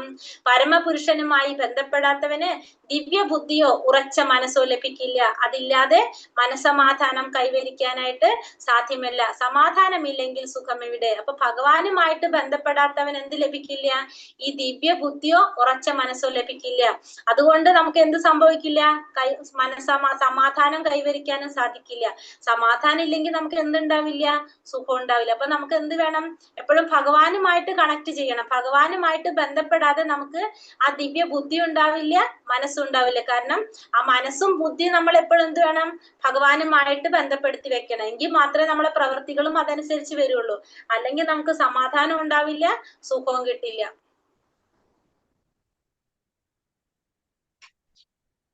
അതുകൊണ്ട് എന്ത് വേണം? തസ്മാദസ്യ മഹാബാഹോ, അവിടെ താഴെ കൂടി ഉണ്ട്. തസ്മാദസ്യ മഹാബാഹോ നിഗ്രഹീതാനി സർവശഃ ഇന്ദ്രിയാണി ഇന്ദ്രിയർത്ഥ്യപ്യ തസ്യ പ്രജ്ഞാ പ്രതിഷ്ഠിത. അതുകൊണ്ട് കൈക്കരുത്തുള്ളവനെ, ഇന്ദ്രിയങ്ങളുടെ അവയുടെ വിഷയങ്ങളിൽ നിന്ന് പിന്മാറ്റാൻ കഴിവുള്ള ആളാണ് സ്ഥിതപ്രജ്ഞൻ. അപ്പൊ അതുകൊണ്ട് എന്ത് ചെയ്യണം? ഇന്ദ്രിയങ്ങളെ ഇന്ദ്രിയ വിഷയങ്ങളിൽ നിന്ന് പിന്മാറ്റണം. ഇന്ദ്രിയ വിഷയങ്ങളിൽ നിന്ന് നമ്മൾ പിന്മാറ്റാൻ ശ്രമിക്കണം. അങ്ങനെ ശ്രമിക്കുന്ന വ്യക്തി ആരാണ്? അയാളാണ് സ്ഥിതപ്രജ്ഞൻ എന്ന് പറയുന്നത്. ഇന്ദ്രിയ വിഷയങ്ങളിൽ നിന്ന് പിന്മാറ്റാൻ സാധിക്കുന്ന വ്യക്തിയെ സ്ഥിതപ്രജ്ഞൻ എന്ന് പറയാനായിട്ട് സാധിക്കും. അത് നമുക്ക് എങ്ങനെ സാധിക്കും? നമ്മൾ വിചാരിക്കുന്ന പോലെ ഇന്ദ്രിയങ്ങളെ നമുക്ക് കെട്ടിപ്പിടിച്ച് നിയന്ത്രിച്ചു വെക്കാൻ പറ്റുമോ? ഇല്ല. അതിന് നമ്മള് ഇന്ദ്രിയങ്ങളെ കൃഷ്ണന്റെ അതീന്ദ്രിയ സേവനത്തിൽ നിയോഗിക്കുക അഥവാ കൃഷ്ണാവബോധത്തിൽ മുഴുകുക വഴി മാത്രമേ ഒരാൾക്ക് ഇന്ദ്രിയ സുഖാവേശം നിയന്ത്രിക്കാൻ കഴിയൂ. ശത്രുക്കളെ ഒതുക്കുന്നത് കൂടുതൽ ശക്തി കൊണ്ടാണല്ലോ. ഇന്ദ്രിയങ്ങളെ മനുഷ്യ പ്രയത്നം കൊണ്ട് ഒതുക്കാനാവില്ല. അതിന് അവയെ ഭഗവത് സേവനത്തിൽ എപ്പോഴും ഏർപ്പെടുത്തുകയാണ് ഉത്തമം.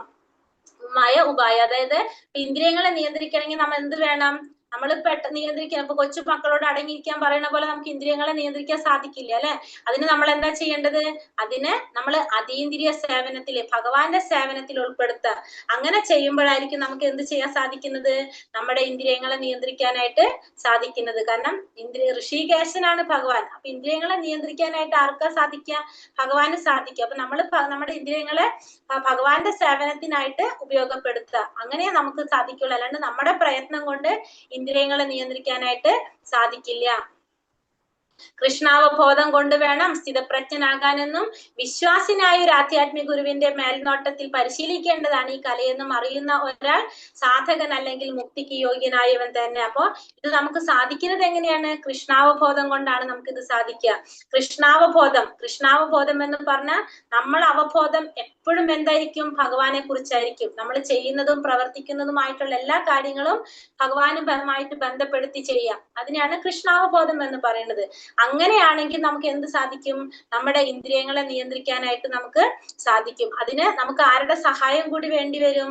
ഒരു ആധ്യാത്മിക ഗുരുവിന്റെ സഹായം കൂടി വേണ്ടി വരും. കാരണം നമുക്ക് അറിയാത്ത കാര്യങ്ങള് നമുക്ക് ആര് പറഞ്ഞു തരാണ്? ആ ഗുരുവിന്റെ മേൽനോട്ടത്തിൽ നമുക്ക് പരിശീലിക്കാനായിട്ട് സാധിക്കും.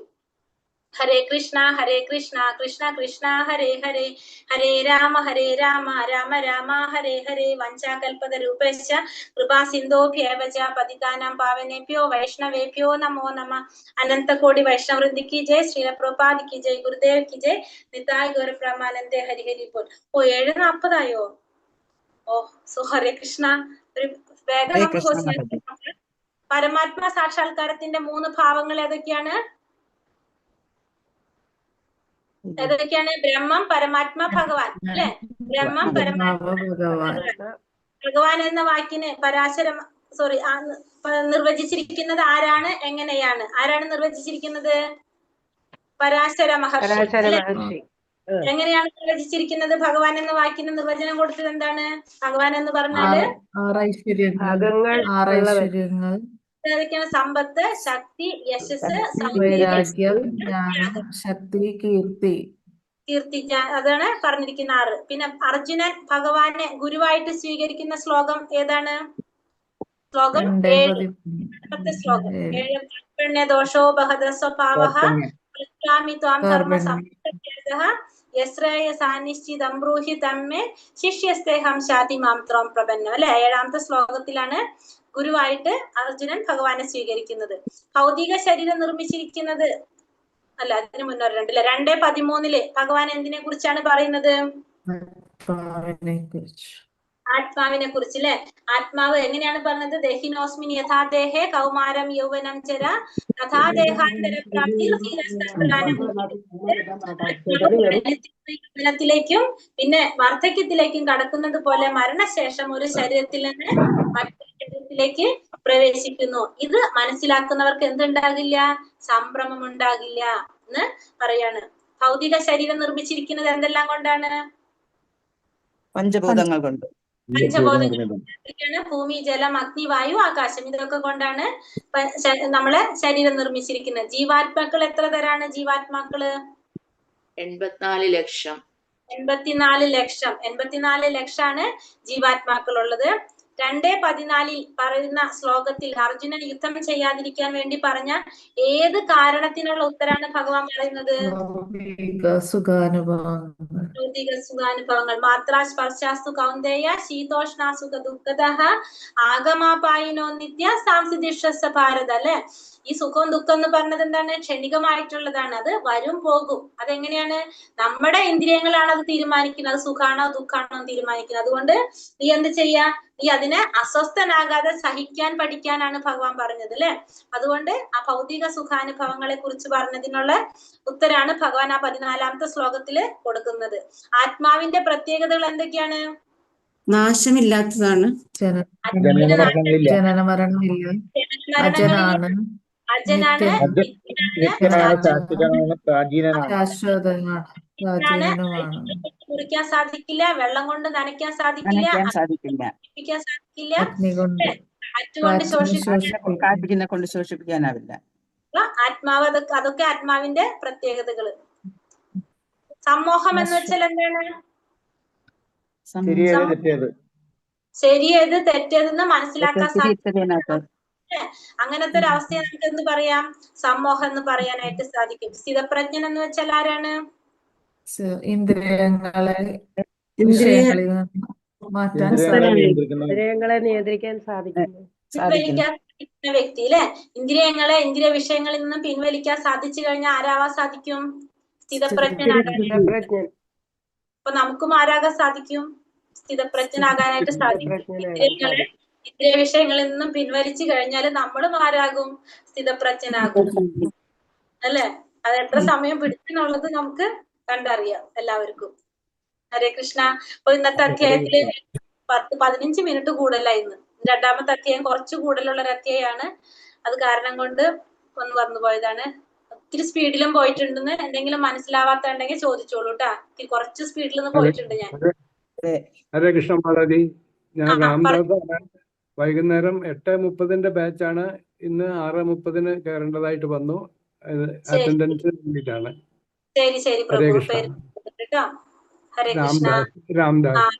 നോട്ട് ചെയ്തു. ഹരേ കൃഷ്ണ. മനസ്സിലായോ ഇന്നത്തെ അധ്യായം? ഹരേ കൃഷ്ണ. മനസ്സിലായി. നാളെ വീണ്ടും ഇതേപോലെ ചോദിക്കും ഞാൻ. 2ാമത്തെ അധ്യായത്തിൽ എന്താ പറഞ്ഞത്. അപ്പൊ മിണ്ടാതിരുന്നു കഴിഞ്ഞാൽ എനിക്ക് മനസ്സിലാവും നിങ്ങൾക്ക് മനസ്സിലായിട്ടില്ല എന്ന്. അതുകൊണ്ട് എല്ലാവരും നോക്കാം. 2ാമത്തെ അധ്യായം നാളെ നമ്മൾ ഇത് ചോദിച്ചിട്ടായിരിക്കും 3ാമത്തെ അധ്യായത്തിലേക്ക് കടക്കുക. കേട്ടോ. ഹരേ കൃഷ്ണ. എല്ലാവരും ഒന്നും കൂടി നോക്കാം. കാരണം ഇന്ന് കുറച്ചൊരു സ്പീഡിൽ പോയിട്ടുണ്ടെന്ന് എനിക്കറിയാം. കാരണം നമ്മൾ ആ സമയം കണ്ടപ്പോ പിന്നെ ഞാൻ ഒത്തിരി ഇതാക്കിയിട്ടുണ്ടായിരുന്നു.